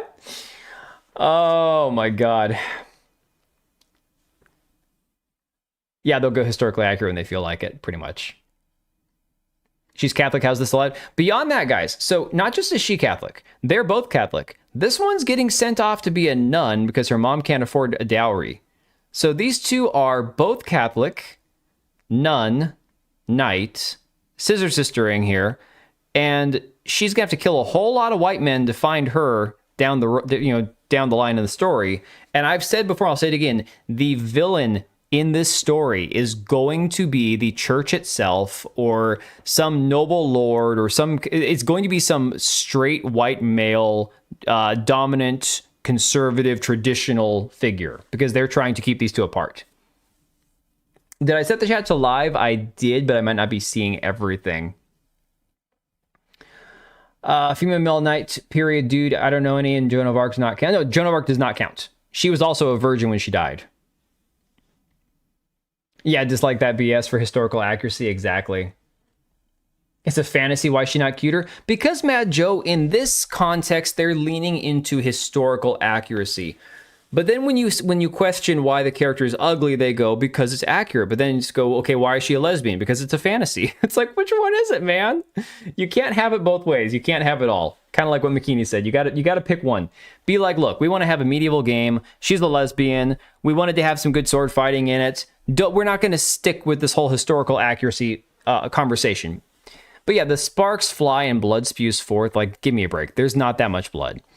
As Ada's quest to find Bianca and stop the slaughter picks up pace, encounters are relatively rare. You're describing a 20-minute demo. He's literally... It would take longer to read this than it would to actually play the demo for itself, right? Combat is quite slow and considered overall, so more like Silent Hill F than, say, Neo 3 or Elden Ring. No shit, Sherlock. Does this man even play games? Does he even play games? It's more like Hellblade. It's like a bad carbon copy of Hellblade. What? Wow. Judging the enemy's weapon and attack patterns remains key, though, for successfully staying vertical. You can't even get knocked down in this game. At least if I got hit, I never got knocked down. What is he talking about? It's the fake movie trailer in Tropic Thunder with Tobey Maguire. I don't remember that one. I need to be liked? Absolutely. I do not remember that one. I like to be I remember I liked. watched Tropic Thunder. I just don't remember that. Yo, Seabrew! Come on, a member. Thanks, buddy. Appreciate you. Hope you're doing well, man. So women in history are ugly. Okay, so all those marble statues based on Greeks and Romans, all those paintings of gorgeous women. Dude, go back and look at the Greek sculptures and stuff and be like, my God, like, yeah, no. There was some appreciation for female body back in the day. It's the Pope. Maybe it's the Pope. Wait, they put Elden Ring in this article? Not even this. So they're using it as a comparison. They're saying it's more like Silent Hill F than Elden Ring. But clearly the guy doesn't know what he's talking about because it's more like Hellblade than Silent Hill F. What's notable about the ravaged medieval Italian world of 1348 Ex Voto is that it's rather empty. There's no collectible hidden around every corner or a bunch of random NPCs ready to talk your ear off with lore waffle. Leaning once more into the Silent Hill vibes, this is a largely empty world and one where Eta is railroaded through the main path she's intended to hack her way down. Appears that the game's devs want to lean into the cinematic action and vengeance story rather than any pretense of an open world or even a hub world. Wouldn't it be funny if this game ends up making a journalist mode where you can just do the story and not have to do any of the fighting? We saw that with like games like South of Midnight. There were some proper gooners back then. Hell yeah. Back then, they weren't even called gooners. They were called men, okay? Greeks were the first to make goon material. Come on, that was the most genius racket ever. You have some guy who's like, well, I can draw. I can sculpt. I'm good with my hands. How do I convince a bunch of women to take off their clothes and stand there for hours on end while I sculpt, you know? Yeah, Nomad Joe, it was as a comparison, but it's a stupid comparison. Nobody's going to look at this game and go, oh, is it like Elden Ring? Well, it's not like Elden Ring. It's more like... No one's going to make that comparison. Like, give me a break. It's the 20-minute demo. You can't even know what it truly has or not, which is sad because given the fact the game comes out in just a few weeks here, you would think that you'd want to give people that best. Again, the idea that your first impression of something, the old developer, the old studio head from Bungie is the one that said you have to sell your game in the first 5 minutes. Think about that. A guy from Bungie said that. I can't remember his name. You have to sell your game to the customer in the first 5 minutes, otherwise you're going to lose their attention. And this is what they put out. That said, there are items to find and pick up, including food, and the food system sucks. The food is terrible. To help replenish Ada's limited health bar hearts, you start with just 5, skill books to expand your combat moveset, and trinkets and treasures that give you small boons. During my time with Ada, I picked up 2 scrolls that helped me increase my health bar and block meter, as well as a handful of food items that handily appeared on some ransacked carts just before Ada had to fight a bunch of bandits in a courtyard. But if you ask me, the real treasure, here you go. In 1348 Ex Voto is found in the game's stunningly detailed and authentic medieval Italian environments and structures. What is he smoking? What is he talking about? Nothing in this demo is like, oh my God, it's so stunning. You want to know stunning? Yeah, we're at the ugly lesbians again. Good morning, Empress. I could boot up Elden Ring right now. It's still installed on my computer. Take a minute because the shaders. I haven't played the game in a while. And I could take you on a ride on horseback over to one of those cliffs overlooking the nothingness that's in Elden Ring and the despair, and you see that the trees and all the lights and all the shading and all the murkiness and the horror elements of it, and it's like stunningly, horrifyingly beautiful in a way, right? It's absolutely gorgeous. You take like the camera mode screenshots of like Elden Ring. The game is stunning, okay, and it is a massive open world game with bosses and enemies and quest lines and lots of story. They add flowery words knowing there's nothing there. Exactly, Mr. Hardcore Mode. That's exactly what it is. They're just fluffing it. They're adding as much bullshit as possible. Oh, God, my nose is really itchy. No, I'm not smoking cocaine. I don't know what's going on. Oh, smoking, snorting. Oh, my God. I've been having like freaking allergies galore since moving to this new house. Yeah, if I want to admire structure, I'd play Assassin's Creed Unity. Unity is the last one I played because it bored the hell out of me. Yes, the architecture, Notre Dame, parts of Paris were beautiful in Unity. I hated the story. And for me, the Assassin's Creed games had a couple of elements that were like going, you know, that worked well for me. But unfortunately, the story sucked. Check, don't scoop. What? Oh. Oh my God. The algorithm blocks talking about having a post blocked for something, saying something a certain way. My last 4 posts have been eaten by the beast. Guys, I'm telling you, YouTube hates my live chat. And you guys are pretty chill. I've seen some live chats that are like crazy. I got blocked in Asmongold's Twitch chat today by a moderator, no less. And I'm like, what the hell did I say? And then I'm like, I commented on, they were talking about the dude that had Tourette's at the award show recently that yelled out the N-word. And then the conversation of Sweet Anita came up, and I'm like, it's interesting that Sweet Anita's Tourette's are her sexualizing herself, but never the N-word, right? And I got blocked in Asmongold's chat for that. I'm like, damn, dude, come on. Really? Check Discord. Who needs gaslighting if you can delusion? I can with these industry plant journalists saying, yeah, dude, the activists, 100%. All right, what's on Discord? Hang on. Oh, Kirk Lazarus and Tobey Maguire's Satan's Alley. Huh. Yeah, I do not remember that. I really don't. Old man. Hey now, Equilibrium. I'm not that old yet, and I got rid of the long, shaggy, homeless beard. In fact, I recently trimmed it, dude. Look up Longevity Yin and Yang trailer. Mind-blowing. If combat's going to feel like as good as it looks, this is goated for me already. Play it. I don't have Discord on my computer at the moment. Like, it's installed, but I don't have it open. Discord annoys the shit out of me on my computer. I love Black Flag, but the flashback part made me stop playing it. I don't like effing take me out of the... Yeah, dude, honestly, I understand that. I'm not a big fan of flashbacks in anything, whether it's a movie, TV show, video game. I hate flashbacks. BAFTA awards. Oh man, Jimmy Robster and that dude. It's the BAFTA thing was crazy. It was absolutely insane. But why was I even talking about that? Oh, the Sweden Anita thing, because I got blocked by Asmongold. Yeah, apparently. Hang on a second. Somebody had said, look up. Hang on. Where's Tekola's chat at? I know you're here somewhere. Longevity Yin and Yang. This is a game, right? Let me pull this up. Longevity, Yin, and Yang. Announced 3 months ago? Dude, I've heard nothing about this game.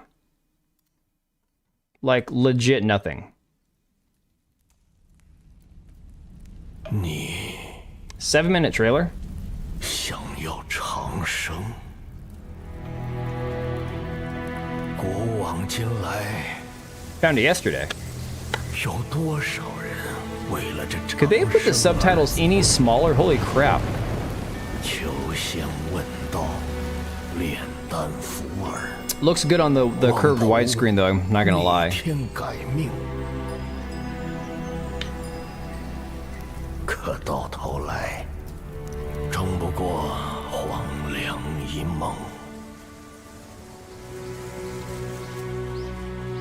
也罢， They want you to experience the 你 Asian 我 squinting. 识君之路，分君之忧。长生的事儿。 Oh, okay, Drunk Savage. Yeah, I haven't played Black Flag in a long time. 速去速回吧。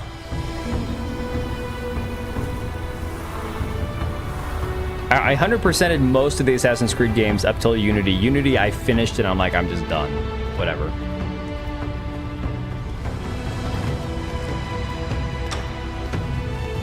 Imagine the article of X Voto looked like this, right? Everything that's seen in this video is recorded from actual gameplay. This is an early version, does not represent the game's final quality. Alright.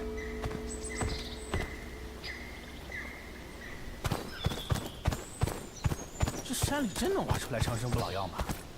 那管他呢！ I'm now officially 有我认出 Chinese. 大 Oh 价 my 钱 god. 咱们这买卖赔不了本儿。什么人？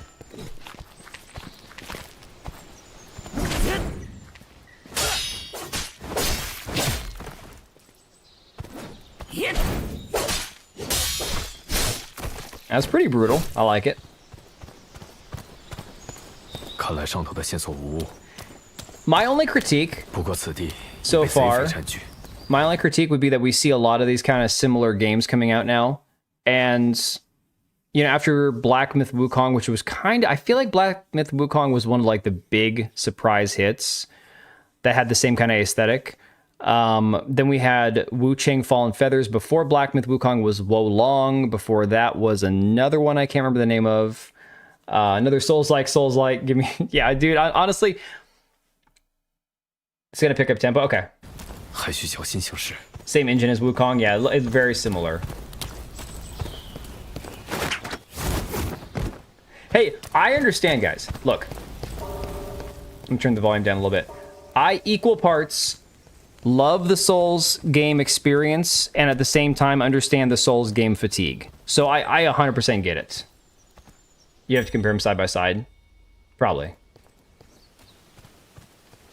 Looks okay. I mean, yeah, it looks fine. It looks certainly better than what I played on Voto. Voto.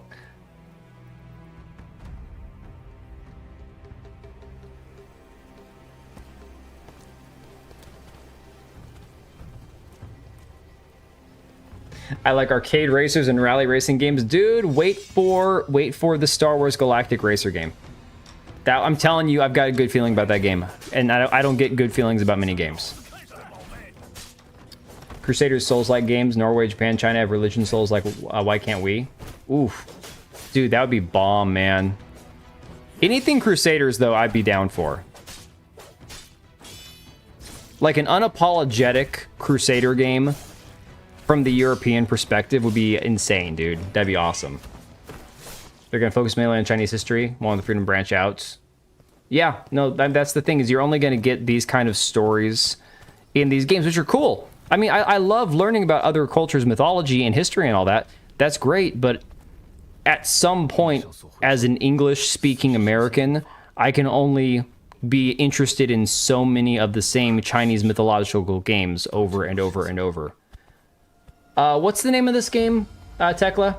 It's Yin and Yang Longevity, I think is what it's called. Let me scroll up.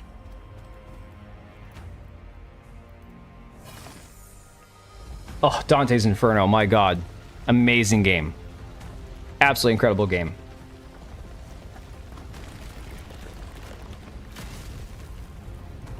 Galactic Racer I'm interested in. Looks like episode 1 Racer meets Burnout. Dude, I'm telling you, I'm getting those episode 1 Racer vibes.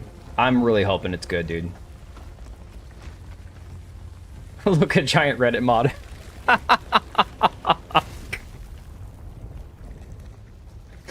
Oh, that's awesome. Woo. Yeah, some Souls fatigue, but I wouldn't have fatigue for Dark Souls 4. I don't think we're going to get a Dark Souls 4. I think Elden Ring was Dark Souls 4.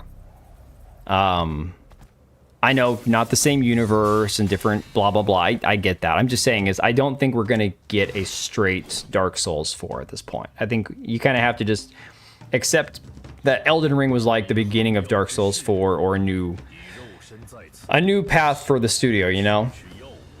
I think they're basic. I feel like the Dark Souls thing is wrapped up for them, unless there's a quote from the studio saying otherwise. Oh, dude, episode 1 Pod Racer game was, oh my god, it was great back in the day.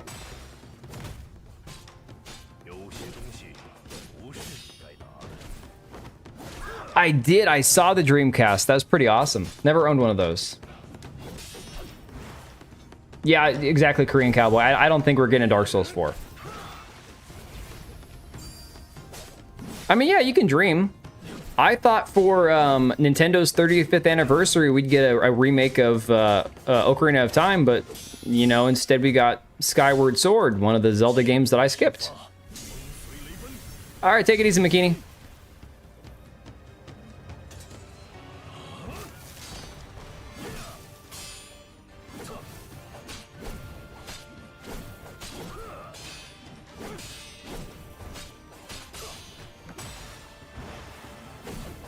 You know what's crazy is I'm watching this, I'm pretty sure at least 1080. And there is, yeah, 1080p. And there is like a lot of motion blur or some shits. Like it gets super hazy.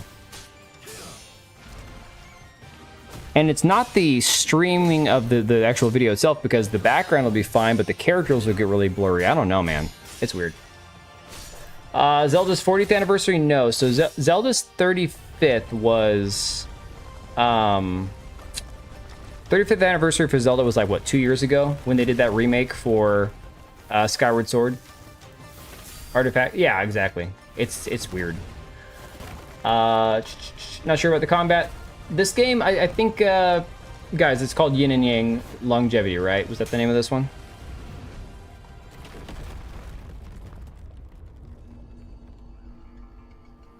Do you think all these Chinese devs share their game engines as it's all the CCP anyways? Well, I mean, aren't these all made on Unreal Engine 5? I assumed. Longevity Yin and Yang. That's what it's called. I mean, I assume they're all made on Unreal Engine. At this point, I'd imagine they all are. At least the majority of them. Just for the sake of convenience, right? Makes it easier for them. Which part's weird, Mari? The game itself or... Oh, here we go. We got to finish up this article. Not a good name. Yeah, it's a weird one. But there's a lot of these weird games that the name might sound better in Chinese. Rather play Wu Cheng. I got to give Wu Cheng another chance at some point. After about 2 hours, it lost me. I just didn't care. Maybe it's because I know in the back of my mind I have to finish Black Myth Wukong. But Wolong did the same thing to me. When I played Wolong when it first came on Game Pass a few years ago, I played like 5 to 10 hours. It wasn't just like okay, I played it for an hour and I'm going to quit. I played 5 to 10 hours of Wolong, and I just never really committed to caring about the game. Oh, you can't believe he blocked me? Yeah, he didn't block me. It was one of his moderators in chat. I don't know. They probably had a lot of people that they were just mass blocking for him, like spamming or whatever. I can still see his streams. I don't really care. I'm not going to give the guy money and super chat and all that kind of crap anyways. I don't know if he does that. Wolong has a weird fighting system. Yeah, it was different. It was really strange. For me, it's like when I get blocked by somebody like that, I'm just more like shocked by like, what the hell did I do, you know? All right. So he finishes the article by saying, oh no, we're not done yet. Oh my God, there's so much more. Oh, there's so much more. Okay. The real treasure is the stunningly detailed and authentic looking medieval Italian environments, from the interiors of burning shops and storerooms through towering sun-dappled churches and onto intimidating castles with fluttering flags. 14th century Italy has never looked better in games. There's something a little like a Plague Tale Requiem about the look of Voto, which has been built in Unreal Engine 5 with stones and shining armor illuminated wonderfully. The flame effects, be they on engulfed buildings or the smoldering pyres where poor medieval peasants have been burnt en masse, are very atmospheric and really add a bit of life to a beautiful but rather dead and empty world. I didn't get any of that playing this demo. He got paid on character count, no shit, for real. Yeah. You had like 5 minutes of lag? Oh, sorry, Mari. Yeah, you were behind, I guess. Combat got me hyped more than Phantom Zero. That's another one, Phantom Zero. I mean, there are so many of these games, and I'm not saying that they're bad games, because a lot of them look pretty good, like solid combat, good, movement systems and upgrade systems, and all that kind of the stuff that people care about in games, especially like RPGs or Souls-likes, those kind of games. But it starts to feel like we have an oversaturation now of like the Chinese Souls-like games coming in, to the point where it's like, who's going to buy and play all these games? Who has the time and money for all that? It takes place in 1348 Italy. All right, no worries, Mari. She would have most definitely been burnt by the church or thrown into a convent to repent. Yeah. Phantom Zero looks better than you. Yeah, a little bit, in my personal opinion. All right, thanks, Mari. Have a good night. Speaking of a dead world, it's not all sweet-smelling medieval roses, though. For my time with the 1348X Voto, as much as I found the combat visuals and religious zealot vengeance vibes exciting, there's no doubting that right now, and apparently mere months from... No, not mere months. Guys, the game comes out in... like two weeks?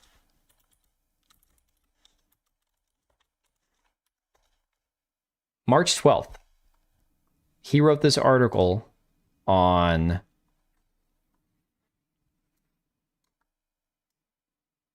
ten hours ago.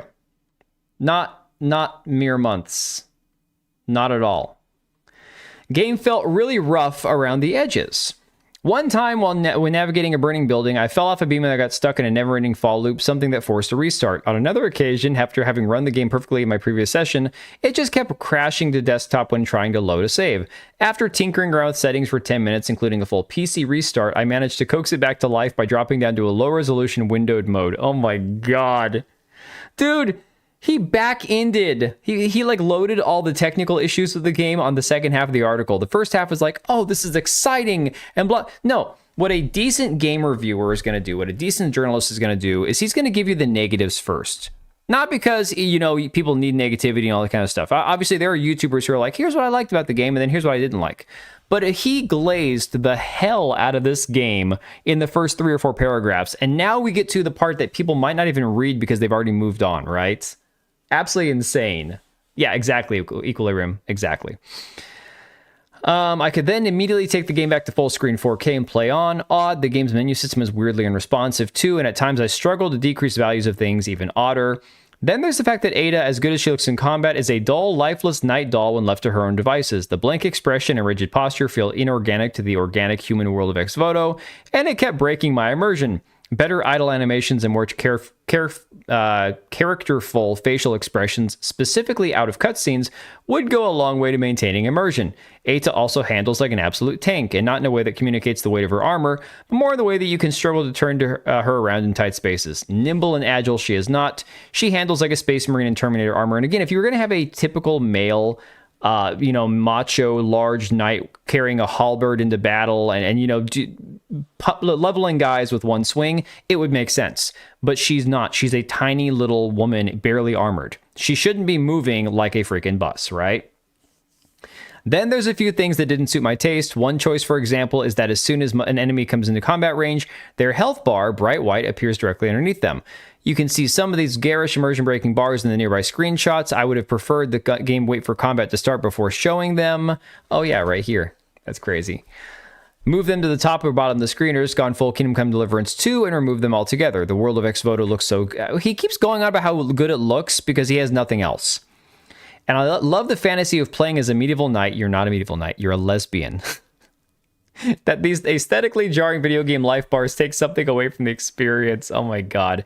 Okay, to their credit, Hellblade didn't use life bars as I recall. You basically had to learn how to fight different types of enemies, ones that had shields, ones that were heavy, the ones that were quicker, ones that were slower, and kind of maneuver around the ones that were armored to get to their back, right?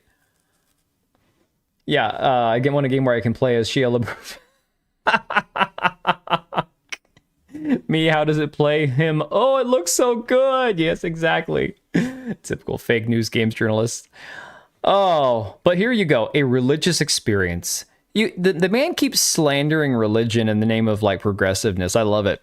Despite these concerns, though, I've come away from playing the 1348X Voto praying that the devs can deliver a truly heavenly gaming experience when the full game releases on 12th of March 2026. Despite its rough edges and room for improvement, I like how committed the devs seem to be in telling a story in an authentic medieval environment with authentic clothes, combat, and most excitingly, thought process and belief structures.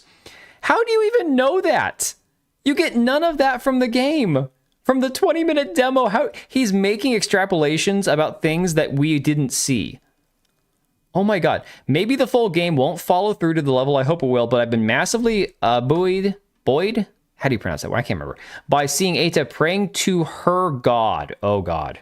Oh gaudy god. Oh god. Okay. Wow. Wow. Swearing on her family's honor and speaking by and large without modern infections. Is Eita's god, lowercase g, a different god than the Catholic Church's god? In that case, it's not God.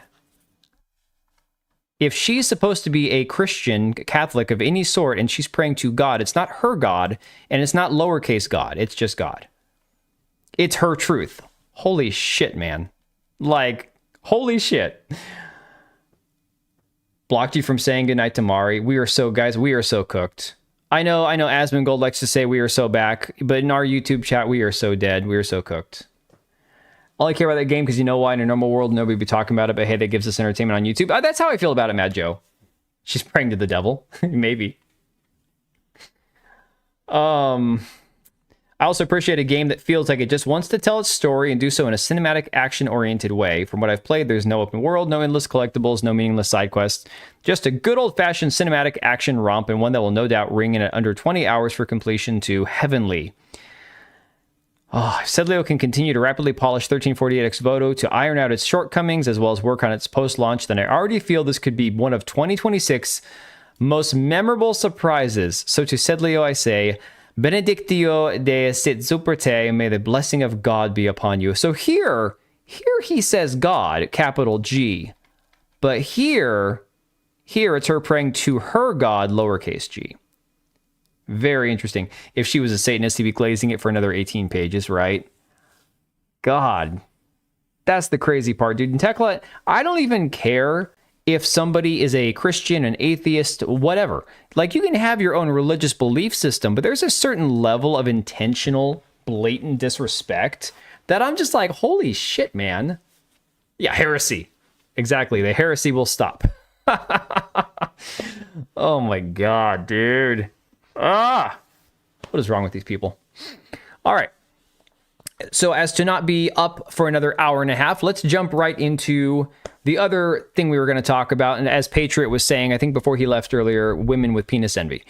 The Verge put out this article from Tom Warren, which has gotten a little bit of heat from some people, about the inside of Microsoft's big Xbox leadership shakeup.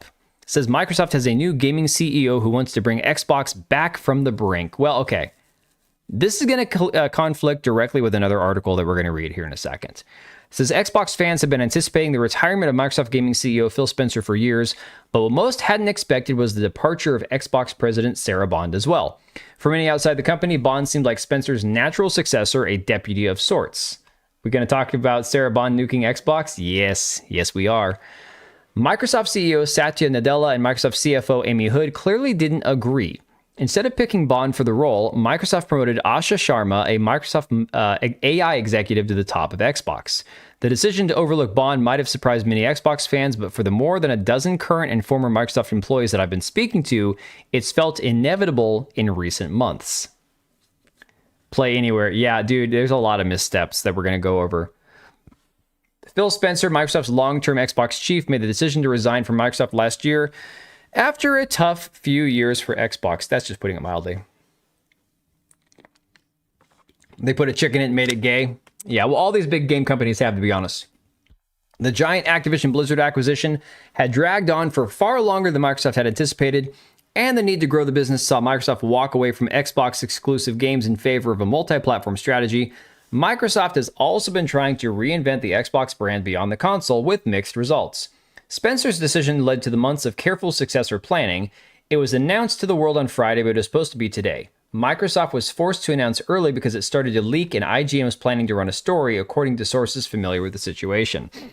How can a prop be a successor? Bond didn't know jack about anything in gaming. Dude, honestly, this is one of the contentious things a lot of people are having really mixed feelings about. The Xbox loyalists are attacking people critical of Asha before she's even done anything. I'm over here going, well, I don't think it's going to get any better or worse because this is just more of the same. People who don't deserve to have these positions, who don't know what they're doing, who are just going to continue to make things worse, right? She'll save AI from humanity. She won't do shit. She'll move to the next company in 2 years. She'll just use AI buzzwords. Yeah, dude, exactly. She's going to be like, I think Equilibrium, you called her a corporate nomad on the last stream. That kicked off a day of chaos where teams inside Xbox were hearing the news first through reporters and news outlets instead of via internal memos. The team running Sarah Bond's social media accounts was so unprepared that a LinkedIn post inviting people to provide feedback about Xbox accessibility features went live just before her departure was announced. It sat there for hours until Bond's team eventually posted her own memo. Ouch. Microsoft's executives shared 4 memos with Xbox teams on Friday, but only Phil Spencer mentioned Bond. Satya Nadella, Microsoft Gaming EVP Matt Booty, and new Microsoft Gaming CEO Asha Sharma all had kind words for Spencer, but no mention of Bond. Even Bond's own memo to her team didn't arrive until hours after the announcement and wasn't part of Microsoft's blog. Some Xbox employees I've been speaking with saw the writing on the wall for Bond last year. She was promoted to Xbox president in October 2023, just days after Microsoft finalized its $68.7 billion deal to acquire Activision Blizzard. Bond has been crucial in getting the deal over the line with regulators and slowly started to become the face of Xbox as Spencer took on the complicated duties of integrating a huge new business into Microsoft gaming. Trust in Matt Booty, oh my god. Maybe I've been doing it all wrong. Maybe I have been a CEO 4 years ago if I just said the drivel, wrote it for a few years, and then retired in the woods. Dude, for real. Exactly. 6 months after Bond's promotion, Xbox executive Kareem Chowdhury, who reported directly to Bond, departed Microsoft and triggered another shakeup. I forgot that this Kareem guy left. Chowdhury was key to Xbox's backward compatibility support and helped bring Xbox cloud gaming to life as xCloud in 2019.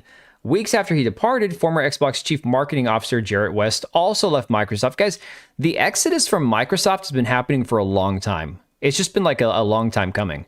That meant the Xbox marketing team was now reporting directly to Bond. A month later, Microsoft delivered a marketing campaign that signaled people didn't need to buy an Xbox console anymore.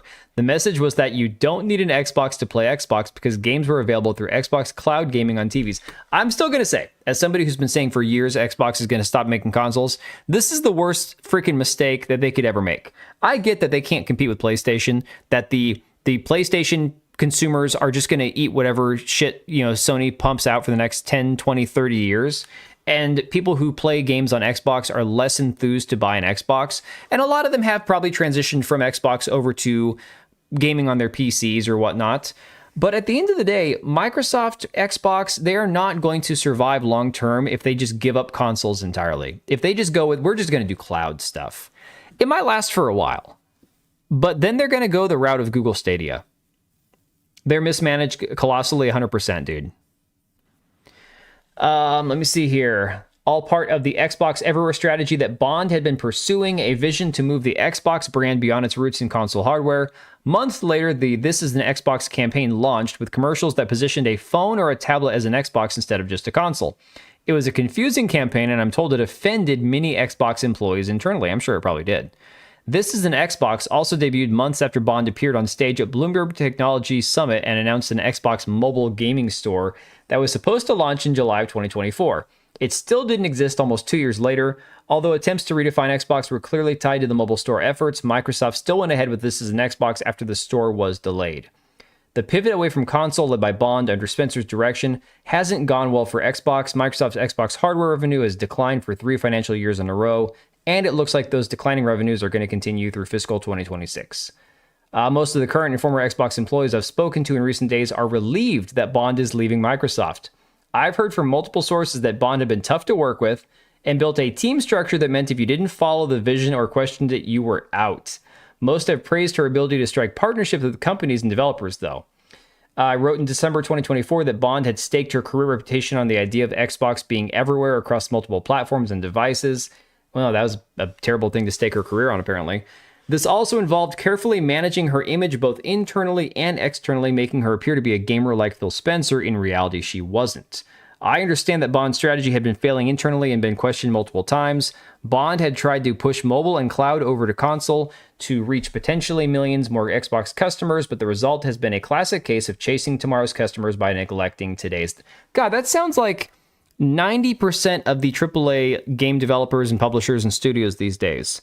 The idea, look at Sony. Like, I get that the Xbox hate is easy right now. It's easy to shit on Xbox because they're the obvious target. But Sony chasing all the live service titles and shutting down studios left and right that haven't even put out a single game. I mean, this is exactly the same situation. You're basically ignoring the customers you have, chasing these fantasy audiences that don't exist. If you don't stick to the vision, you're out. Nothing wrong with that in a vacuum. Yeah, exactly. Xbox has an identity problem. Nobody knows what it is. Is it a console? Is it a streaming service? Are they making hardware? I think in that respect, PlayStation has been smarter by the fact that they do have PlayStation Plus, where you can get the subscription service through their online services.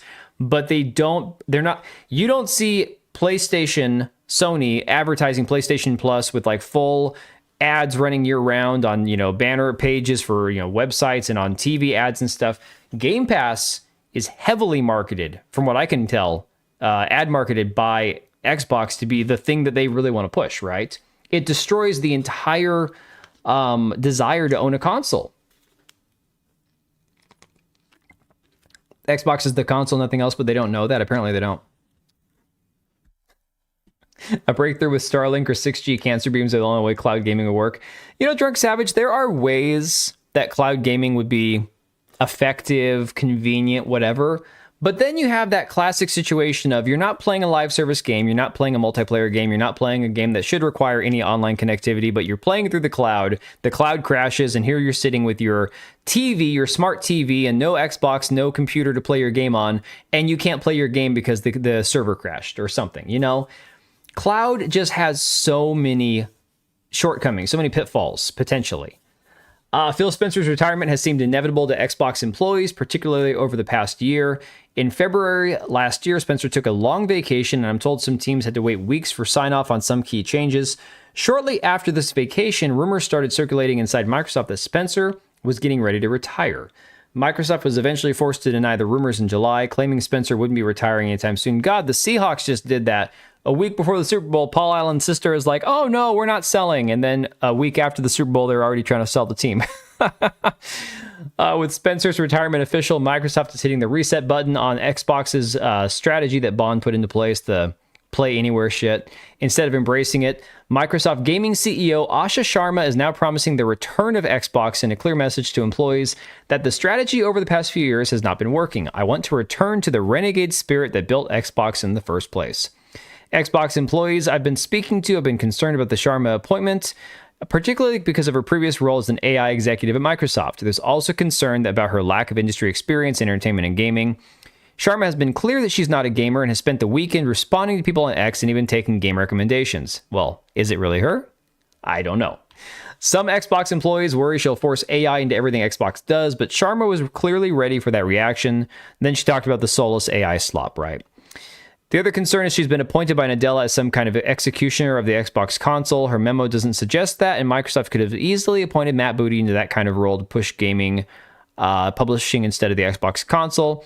I get the impression from sources that Microsoft wants a turnaround and is worried about losing Xbox as one of its only remaining successful consumer brands. Okay. More stuff about Sharma and her career and what might potentially be something good or bad about her, whatever. But yeah, they kind of just throw Sarah Bond right under the bus, didn't they? Whole thing feels dystopian. Yeah. If the strategy they've been doing isn't working, why is her plan going forward to do what Phil's been doing for years? Dude, honestly, this is where I say, I don't think that Asha is going to be like the thing that finally kills Microsoft or Xbox, whatever, you know, their gaming division. I just think it's going to be more of the same. I don't think you're going to get anything better, anything worse. It's just going to be more of the same shit that we've been looking at for the last 5-6 years. All of her responses sound like AI, so I doubt she's even behind her account. Probably not. She's probably not running her account. Reforge Gaming, I know people think he's kind of a retard. I don't watch him, so I don't know. He said, this is one of the most abysmal and repugnant hit pieces that I have ever read. Revisionist history attempting to scapegoat Sarah Bond. Absolutely pathetic. The guy responds here and says, what's scapegoating about it? It was reported multiple times that the Xbox Everywhere was Sarah Bond's idea and people inside were upset, but clearly Phil was still on board. He said all of the decisions prior to Xbox Everywhere put them on this natural trajectory. No console required predates Sarah Bond's initiative. Putting games on PC day and date, big acquisitions, no more exclusives, prioritizing cloud over Series X distribution, none of that is on Sarah Bond. I wonder if that's true, guys. I wonder if that's actually true, because I don't know who the person was that implemented all that. But of course, you got people saying Microsoft said, let's blame the black woman and not the higher ups. Okay. People are saying even Jez Gordon, the only journalist left over at Windows Central, saying even he turned on her, I guess. I don't know.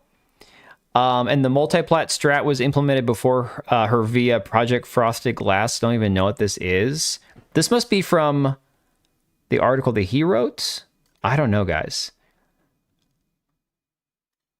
There's a lot of people either defending her or shitting on her right now. I'll tell you that. Noir saying, this turns out this lady was the main reason Xbox got destroyed beyond recognition. Who would have thought? Who is this one, guys? Who is the Asian lady down here? Because I do not know this one. I know Pritchard or whatever her name is over at Nintendo of America. We got, Sarah Bond, Asha Sharma. Who's this one? Had to shovel and salt. Oh my God, dude. We were supposed to get snow this last weekend. You know what happened? It hit 42 degrees and rained instead. Reforge is usually a fake ass. No, I agree. From what I've seen, he's kind of a retard. She was known for implementing chatbots in Instagram, so of course she has one set up. Yeah, I forgot about that. Prop doesn't have feelings. It's in the 80s where you are. Oh my God, dude. It's been in like the high 30s, low 40s here. Is she the CEO, president over at AMD? Maybe. I don't know this one. I don't recognize her at all. But of course, the article I was talking about from Jez Gordon apparently here Says farewell to Phil Spencer, who saved Xbox. Salutations to Asha Sharma, who will steer Xbox through its toughest era. Let's see if Jez Gordon has any mention of Sarah Bond in this article. The man who saved Xbox.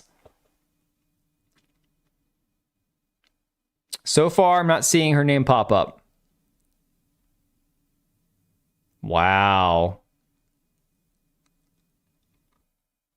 The entire gaming industry has seen a deluge of upheaval over the past couple of years.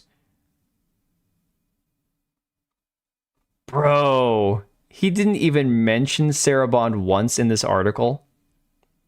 Holy crap. Yeah, so no mention of Sarah Bond. Now here's Asha Sharma.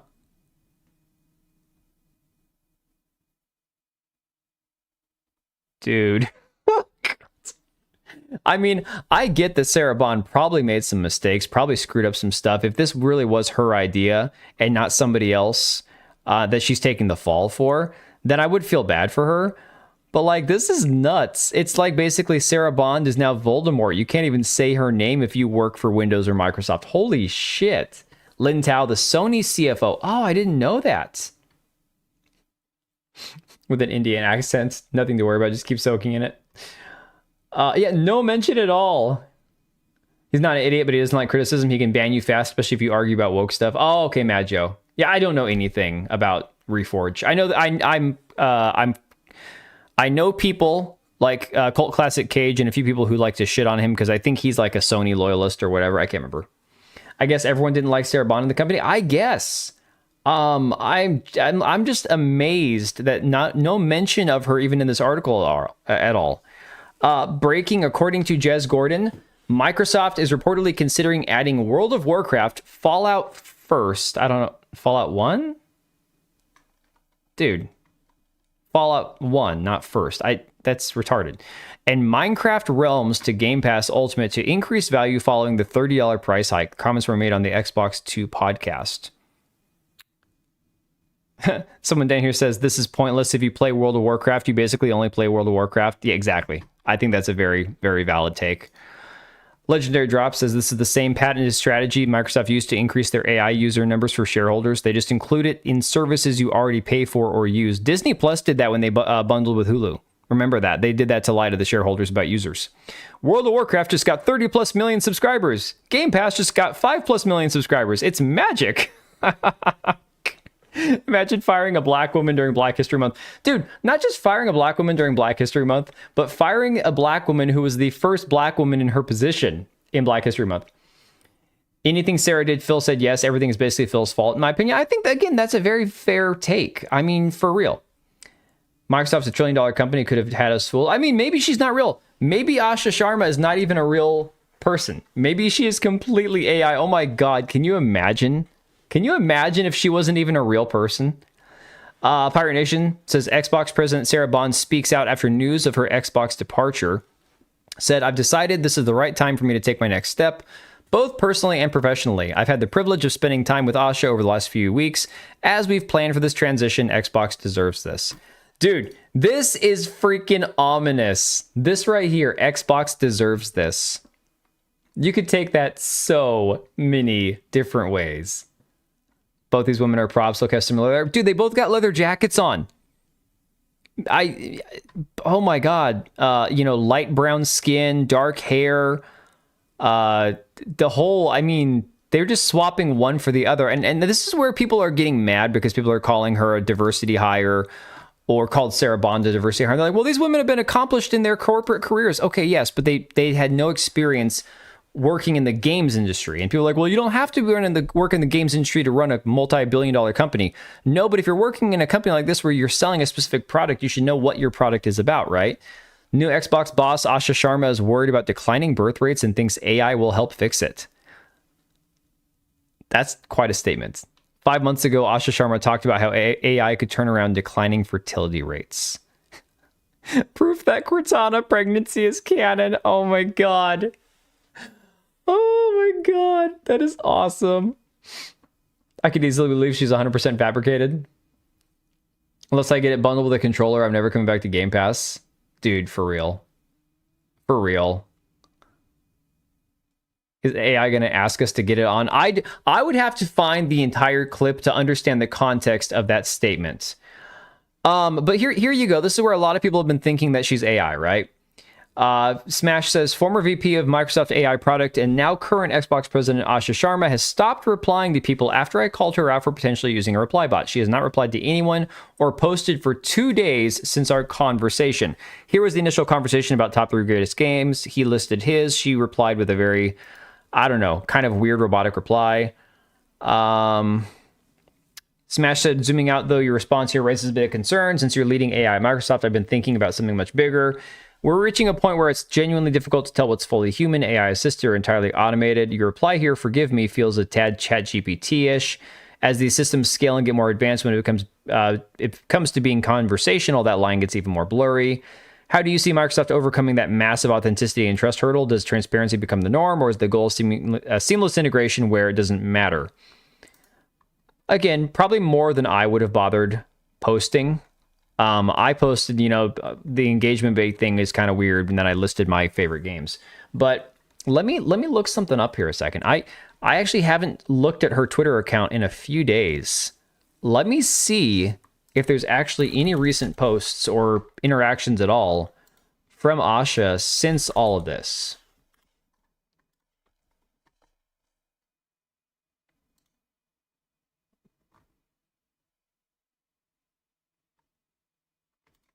Oh, dude, in real time, we have a response. Okay. Here we go. All right. This is why you look for this shit. All right. So Ryan McCaffrey, this is one of the posts that I had brought up. Dude is a douche waffle, twat waffle, works over at IGN, senior executive editor at IGN, yes. Said, do I believe that AI is writing Asha Sharma's posts? No. Do I believe that an experienced gamer on Xbox team may be helping her sound more like a real gamer with her social replies? Yes. Do I think it's a bad idea for her to try and fake this? Capital yes. At least he's smart about that. He agrees, right? Asha says, I agree. Faking would be a terrible idea and wouldn't work. I also didn't expect my gamer tag to blow up, and the reality is more boring. I created it recently to learn and understand this world. Yes. Yes, we all knew that. We all knew that, right? Even prostitutes are more value than this. Oof. Jimmy's Famous Seafood. That sounds bomb right now, dude. I'm starving. I had dinner like way too early. Yeah, the IGN guy. Want to censor my comments? Modern audience, well, don't need to watch your lame crap. I'm not censoring your comments. Yo, somebody tell Jordan Jason to calm the fuck down. Let me see. Smash wrote it the way he did because chatbots respond easy to basic keywords. His lengthy wording is meant to trick a chatbot, and since there was no reply, the chatbot may have been tricked. Possibly. But, here's the thing. Maybe she's just like a really, I don't know. Not superficial is the wrong word. Articulate is the wrong word, too, because articulate people tend to be more, well, not necessarily emotional. This is a very emotionless, very robotic response, I guess the way I'm thinking of it. It was an AI bot until we pointed it was an AI bot. She stopped to answer at that point. I mean, yeah, kind of. She said, okay, faking would be a terrible idea and it wouldn't work. I also didn't expect my gamer tag to blow up and the reality is more boring. Created it recently to understand this world. I've played with my family and it's a shared home account across devices, which you can see in the range of games achievements. Fixed that this weekend and everyone's only playing on their own gamer tags. But I get where this is coming from. I don't pretend to be the best gamer, and even though I'm playing, that's still not my goal. My focus is to make Xbox the best place to play, return to our roots, ship great things, and become stronger for the future. And yes, I'm writing my own posts. Okay.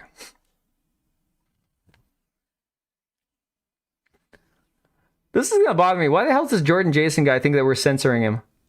Like, dude, where the fuck do you get off? Never seen you in my chat before. And you come in here, I don't care what you say as long as you're not like spamming like a bunch of shit that's going to get me banned off YouTube.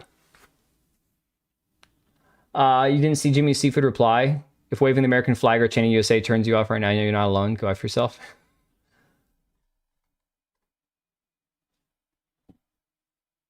What are we talking about, Equilibrium? I'm so confused right now.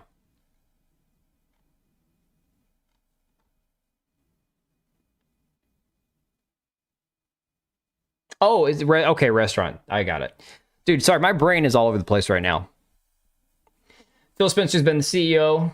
Yeah, dude, post a link. That'd be awesome. Phil Spencer's been CEO at Xbox for over 10 years. Plus, in the span of his run, PlayStation went through 4 changes of CEOs. There's a big difference. That's actually a good point. That's actually not that... that's pretty crazy that they had four of those come and go in the time that Phil Spencer was there over at Sony. Yeah, return back to form only if they did show actions and then speak it. Dude, actions will always speak louder than words. I still don't understand her logic here. What was the point of sharing a gamer tag that you've had for like a month that you're sharing across your family? So, okay, this is even worse. Because rather than trying to like fake her credentials, now she's saying, well, this is actually a shared account, so no, probably didn't actually play any of these games.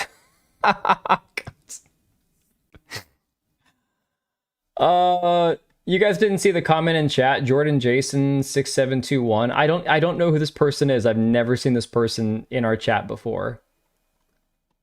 And he thinks he's being censored because, dude, our YouTube chat is massively censored, and it's not me. It's not my automated, like, it's not Streamlabs censoring it. Shit just doesn't show up. It's like I have like the least amount of moderation available on Streamlabs. Like it just, there's like maybe 5 blocked words, and modern audience is not one of them. So I don't know. Let me see here. So here's where we get to the really awful stuff. This is where it gets even worse, right? So there's all the talk about AI and stuff, and Savvy went on a lot of like the autistic rants about it, which she's good for. She's really good at the autistic rants. But the bigger issue is that apparently there's a former Xbox founder, and he's not convinced that Xbox knows what the hell they're doing, it seems. Her description's so AI. Yeah, exactly. Her gamer tag, her niece playing Just Dance all day on her tag. Oh, man. So, Seamus Blackley, one of the founders of Xbox, did an interview with, which site is this? GamesBeat, where he says, so it says, one of the renegades who got the Xbox started before it became a corporate thing endorsed by Bill Gates and Steve Ballmer more than 26 years ago. Yeah, he's an OG, apparently. He was a game developer who pushed the frontiers of gaming and went to the US to launch a console just as Sega gave up and Sony and Nintendo were locking up the market. Blackley and an unlikely group of Microsoft employees, including Otto Burks, Ted Hayes, Nate Brown, Ed Fries, and Kevin Bacchus, got the attention of Gates with a plan to use the PC to take away the throne of console leadership from Sony. They were competing teams within Microsoft, but Blackley and Fries gave the effort a lot of credit when it came to winning over game developers and gamers. Many of those founders, including Blackley and the 4 generations of leaders who came after him, have since left Microsoft, and now their baby has landed in the hands of Asha Sharma, an outsider to the games industry who has focused her career on AI. So the thing about this, too, is the same thing goes for Sony and Marathon. We were talking about Marathon earlier in the stream. All this shit about, well, Bungie made Halo, Bungie made Destiny. No, the same people who made those games initially are not there either. So just like these guys were the founders of Microsoft, they're not there. They're not there anymore. Yeah, this guy should be the CEO if you want to go back to your roots. Exactly. Fun fact, people working on the 3DO made the first Xbox. Crazy, man. Guy even has a badass name. Exactly. Friend on X, and we find AI bots all the time. Within a few posts, he can spot it. Takes me longer. Dude, honestly, I've stopped arguing with Indian accounts on Twitter, and I just block on site. If you say something stupid and I think, okay, wait a second, and I check your about where you're from, and it's from India, I just block immediately. I barely block anybody, but at this point now, anything that's like outside of the country, outside of Europe or America, I block on site at this point. Microsoft announced Sharma will replace Xbox CEO Phil Spencer. Excuse me. Ooh. And COO and President Sarah Bond is leaving the company. She will team up with number 2 executive Matt Booty, a game veteran who will be the link to all of Microsoft's game studios. Here's a question. I know, Equilibrium, you've been doing a lot of jokes about Matt Booty. I don't know enough about him to make this determination myself. Wouldn't it have been smarter to put Matt Booty in charge and maybe bring her in as the new number 2 executive? Like, what are the 5 words so I know how to avoid them? I would have to go back through my Streamlabs moderation and figure it out. I haven't even looked at it in probably like 5 years. It's like when I first started using Streamlabs for Twitch. It's been forever ago, dude. Almost 25 years ago, the coalition of renegades grew into the full force of Microsoft. Then the leading tech company in the world got behind it. Xbox launched in 2001 and it proceeded to lose around 4 billion in its first generation. Oh, and I don't even have CloudBot, my moderation bot turned on. I'm pretty sure it's not even enabled right now. No, dude, I don't block. I don't block anybody on YouTube from commenting. That's the crazy thing. Well, I have 2 accounts blocked, and that's for good reason. And that's 2 people that I never want to associate with ever again. Imagine if Asha opens up the Indian market for Xbox. In order to do that, God, I can't even begin to try to think about how that would actually work. Do not redeem. Who actually... Okay, this is going to sound like a weird question. Epstein. No, Epstein's not blocked. You got to remember, I wasn't paying too much attention to Epstein back when I first started using Streamlabs about like 6 years ago. Actually, I started streaming in 2019, so 7 years ago. I wear being banned like a badge of honor. You guys have completely like derailed me now. So, how do people in India primarily game? Are they playing on PC? I'd imagine most of them are probably playing on PlayStation. Just because the proliferation of the PlayStation across the market, it's the biggest console out there next to the Nintendo, right? So I imagine trying to push Xbox as a console in India would not be profitable. YouTube just put blocks on individual users, often auto-blocking your other posts regardless of context. Happens to be nearly every chat I'm in. Oof. They pirate PC games. Okay, so PC. So basically, trying to grow into India probably wouldn't be that profitable then. Although there's a lot of people, ton of people. Let me see here. Almost 25 years ago, Coalition of Renegades grew into the full force of Microsoft. Then the leading tech company in the world got behind it. Xbox launched in 2001, and it proceeded to lose around 4 billion in its first generation. Yeah, that first generation of Xbox consoles lost them a lot of money. But with each generation, Microsoft learned and changed and tried to innovate faster than its rivals. Back in the day, I interviewed all the leaders and wrote a couple books on the Xbox business. Xbox Live enabled Microsoft to get an edge in online gaming. The 360 was a breakout success, except for the Red Rings of Death, yes, that led to electrical failures. The Xbox team lost its footing with the Xbox One, which focused on entertainment over games, and then Phil Spencer, who started at Microsoft as an intern, was part of the original Xbox launch team, took over. Spencer ushered... Oh, that is some bright red hair. Holy crap. Spencer ushered in the latest console, the Xbox Series S and X, then pushed for Microsoft's Game Pass subscriptions, cloud gaming efforts, and cross-platform play. So again, I understand Sarah Bond might have had some terrible, god-awful, dreadful ideas, but I think Phil Spencer is getting off easy. That's what she said. When it comes to his role in the current direction, like she kind of like pushed that car even further off the cliff, but he already had that thing going towards the edge of the cliff with his foot off the brake, you know? Daywalker, that explains it. Oh my god. Also jailbreak consoles. Oof. Let me see here. Blackley went on to a career working for game devs at CAA and has spent a lot of time lately working on new technologies enabled by physics research.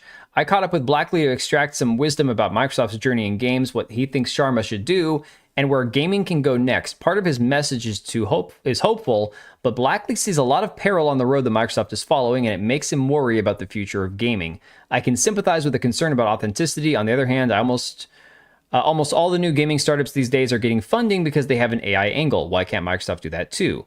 Here's an edited transcript of our interview. Oh my god, this thing is... Oh, this thing is long!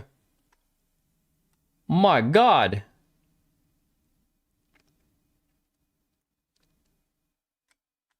Yo, there's no way.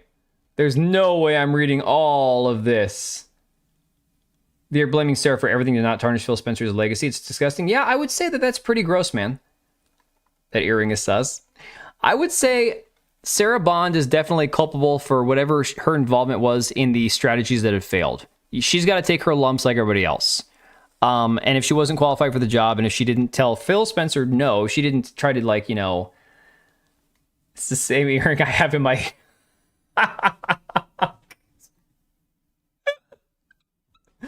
Oh my god, dude. I used to have hoop earrings. No, sorry, I didn't have hoops. I had studs. Yeah. I don't think I ever did a hoop. I might have done it one time for Halloween.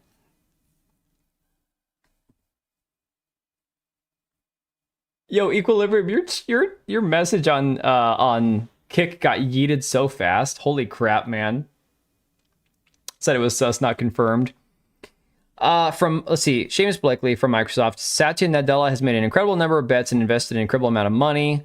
Xbox, like a lot of business, that aren't the core AI business, is being sunsetted. They don't say that, but that's what's happening. I expect that the new CEO, Asha Sharma, her job is going to be as a palliative care doctor who slides Xbox gently into the night. Well, I guess we don't need to go through the entire article. He says it right there in the first 3 sentences.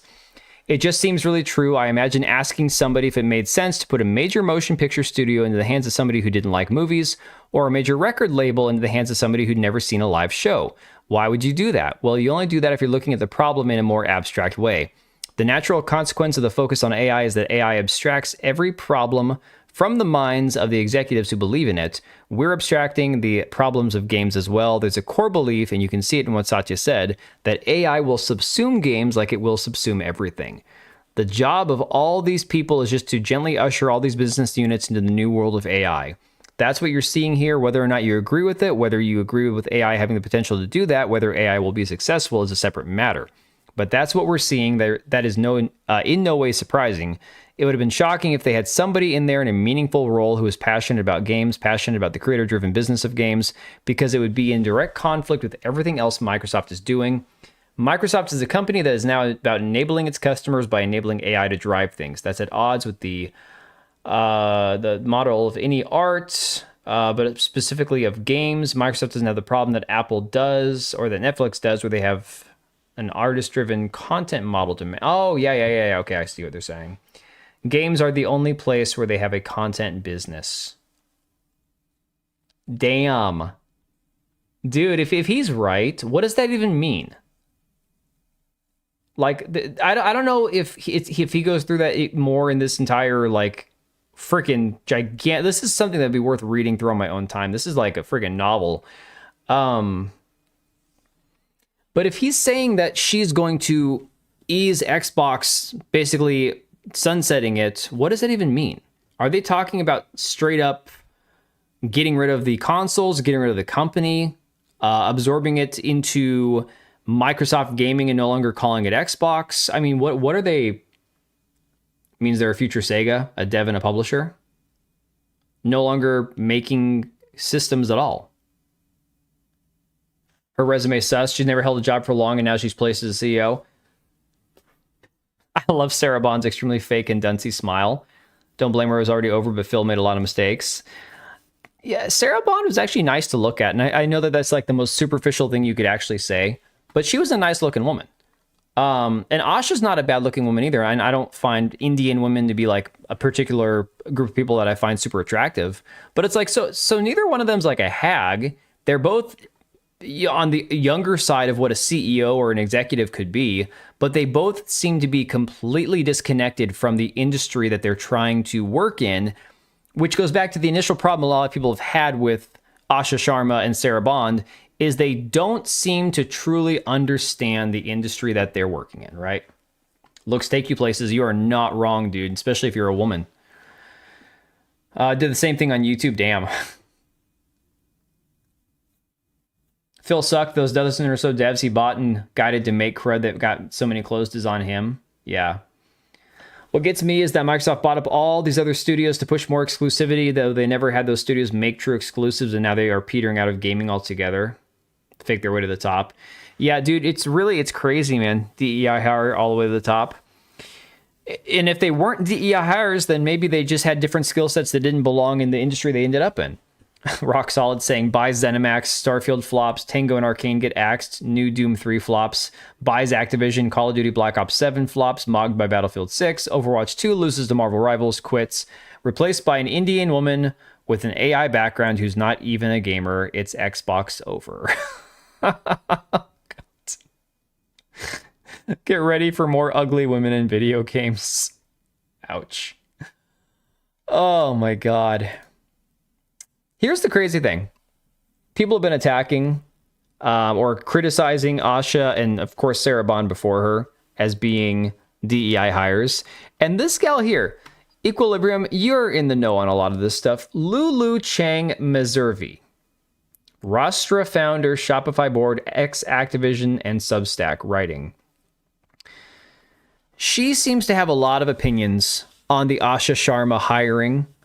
And she's been very defensive of the fact that she's a woman and she's Indian and stuff, right?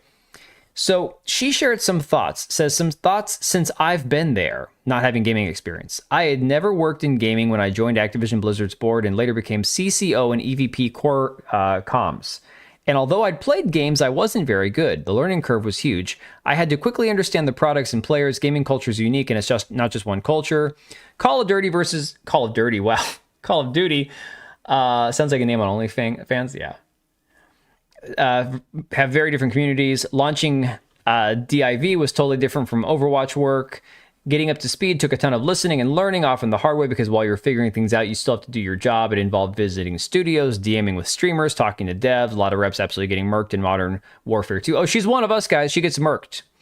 The players made a huge difference. I learned from so many of you, whether you were sharing feedback, meeting up at BlizzCon, or cooking me on Twitter, blah, blah, blah.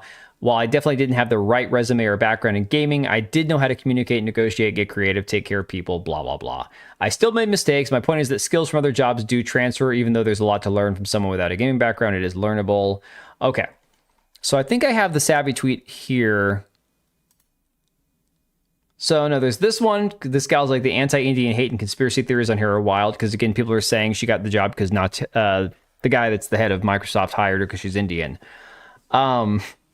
Savvy says the DEI hire is using DEI talking points instead of actually engaging with the people, pointing certain things out as valid criticism. The majority of people can recognize patterns and speak respectfully about them, but DEI hires struggle with any form of demographic data. The funny thing is Lulu has criticized the DEI practices, right? She has criticized a lot of this stuff, saying DEI is anti-meritocratic and it's not good for putting people in positions that they're not qualified for. But she straight up said, I got a job that I wasn't qualified for. Where is this at? Savvy says, I just want you to acknowledge you were a DEI hire. I don't know why you think you were not. Oh my God. Tired of tap dancing around it? Ladies, you're a blight on societies when society puts you in power. Lulu Chang plays Call of Duty. Probably meetinged it up. I've seen it before. They have meetings all the time about what the company is while doing nothing at all, saying a lot of buzzword corporate speak. Yeah, dude, honestly, it's crazy when you have people that have had a seemingly successful career like this gal, Lulu Cheng, has, where she's talking about all this stuff that she's done and how basically you have to give her a chance because X, Y, and Z. See, she's like, DEI really screwed over the people it was supposed to help because now when a woman becomes CEO, everyone starts asking if it was DEI. By promoting an undeserving few for their race and gender, you undermined everyone of that race and gender who earned their success through merit and hard work. But she doesn't address the fact of, okay, if it's through merit and hard work, why was she hired for that position when there's some... Matt Booty was right there, and I don't know anything about Matt Booty, but he had experience and he didn't lose his job. Why was he not promoted? Why was he not given the number one position and her the number two, right? I don't understand. You're claiming it wasn't DEI. You're claiming it wasn't, because of who she knew. But then you're not explaining how she got the job with no experience in that industry at all. To me, that sounds like DEI. Matt was the right pick. I mean, even if he wasn't the right pick for the job, he was the one guy that was there that had the experience. So... yeah, you're only bringing up DEI hire because everything else doesn't match up to why she's hired. Exactly. I'm not saying that if she didn't have the right resume that she didn't deserve the job. The question is, why her and not the guy who was already there? And if he's not the right guy, why is he still there? If he hasn't been there long enough at this point to give him that job, maybe you got the wrong guy in his job. The math ain't mathing. Yeah. Lulu was responsible for implementing loot boxes back in Activision days. So now she talks shit. Oh my God. Xbox would be in Washington here, dude. I'm pretty positive that it's still here. It's owned by Microsoft. I imagine that when they got, hell, all these other studios, the Concord devs were here in Washington. The High Guard devs are here in Washington and California, in Redmond. Redmond, which is like a suburb of Seattle, Bellevue area, has a lot of the developers are up in the Seattle, Redmond, Bellevue area. Someone with the name Booty would be number 2. Yeah. Only meme is his last name. The guy actually has some sense on what Xbox should be. Legacy Killa and Permaban made some ass posts about Matt Booty, but ignore it. Legacy Killa and Permaban are two different sides of the, as I understand, the political spectrum, and Legacy Killa leans more towards like that media safe YouTuber, where Permaban is like that edgy Twitter poster. So yeah, exactly. Darbooty is his gamer tag, or Dabooty. Oh, that's funny. All right, guys, I think I'm gonna leave it there. But yeah, it seems like the future for Xbox as we know it is pretty much coming to an end. We've all been discussing it for a long time. Are they going to get out of the console market? Are they going to keep making consoles? Can they compete with Sony? Is there even any point in competing with Sony? Why'd they give up exclusivity? What benefit is there to it? So at this point, I mean, I think we're kind of at the end. You might see one more console and then they will set sail, because you know that they've got a console in development. Of course, they've got one in development, I'm sure. These companies always develop things 3, 4, 5 years in advance. They always start working on the next big thing the minute that they release the new thing. But at this point, I don't know that there's even much left to really miss, you know? Washington has a comply or explain law requiring public companies in the state to have at least 25% female board representation. Yeah, that's good old, northern, I call it Northern California is Washington. The future is female. No Wild Rose stream with that badass avatar. So, dude, the black chick is not my avatar.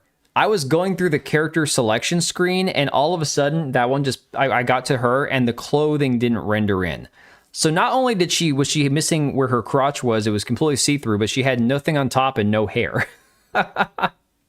No, my avatar on Windrose probably looks like yours, just not as old. He's got like the ponytail and like a little beard and stuff. Just use the old man T-Bob. No, I'm not using that one. Instead of getting beaten by Melania Blade of Michaela, you lose to Michaela Booty of Miami. I heard this one from Endymion. That's pretty funny, actually. ByteDance will pop out some random video game level generator. They'll mog all consoles anyways. It's a chastity belt. Yeah, you can't get it if you can't see it, right? If it goes invisible, it's not there anymore. Oh, man. All right, guys. I'm going to hit the hay. Thank you all for hanging. Appreciate it. Hopefully there'll be more stuff to talk about on the next stream. I know that we're kind of rehashing old news at this point with the last couple topics, but there was some fun stuff in there, some good stuff worth covering. And God, the news cycle these days, everything, it's like the minute I go to sleep, something else just blows up. It's just crazy. So yeah, like the stream on your way out the door. If you're feeling generous, like it twice, but then you have to like it one more time, because then that'll completely undo what you did. All right, guys. Not rehashing, it's just so bad we need to discuss further. That is a good way to put it. There's just more to it. There's always more to it. More shit on top of more shit.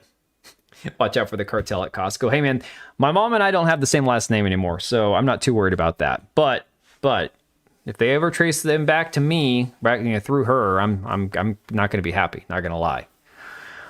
All right. Take it easy, guys. I will catch you probably on Wednesday. Maybe Wednesday we'll stream some Windrose. Just have a chill stream. Just hang out and play some games. I don't know. That could be fun. All right. Take it easy.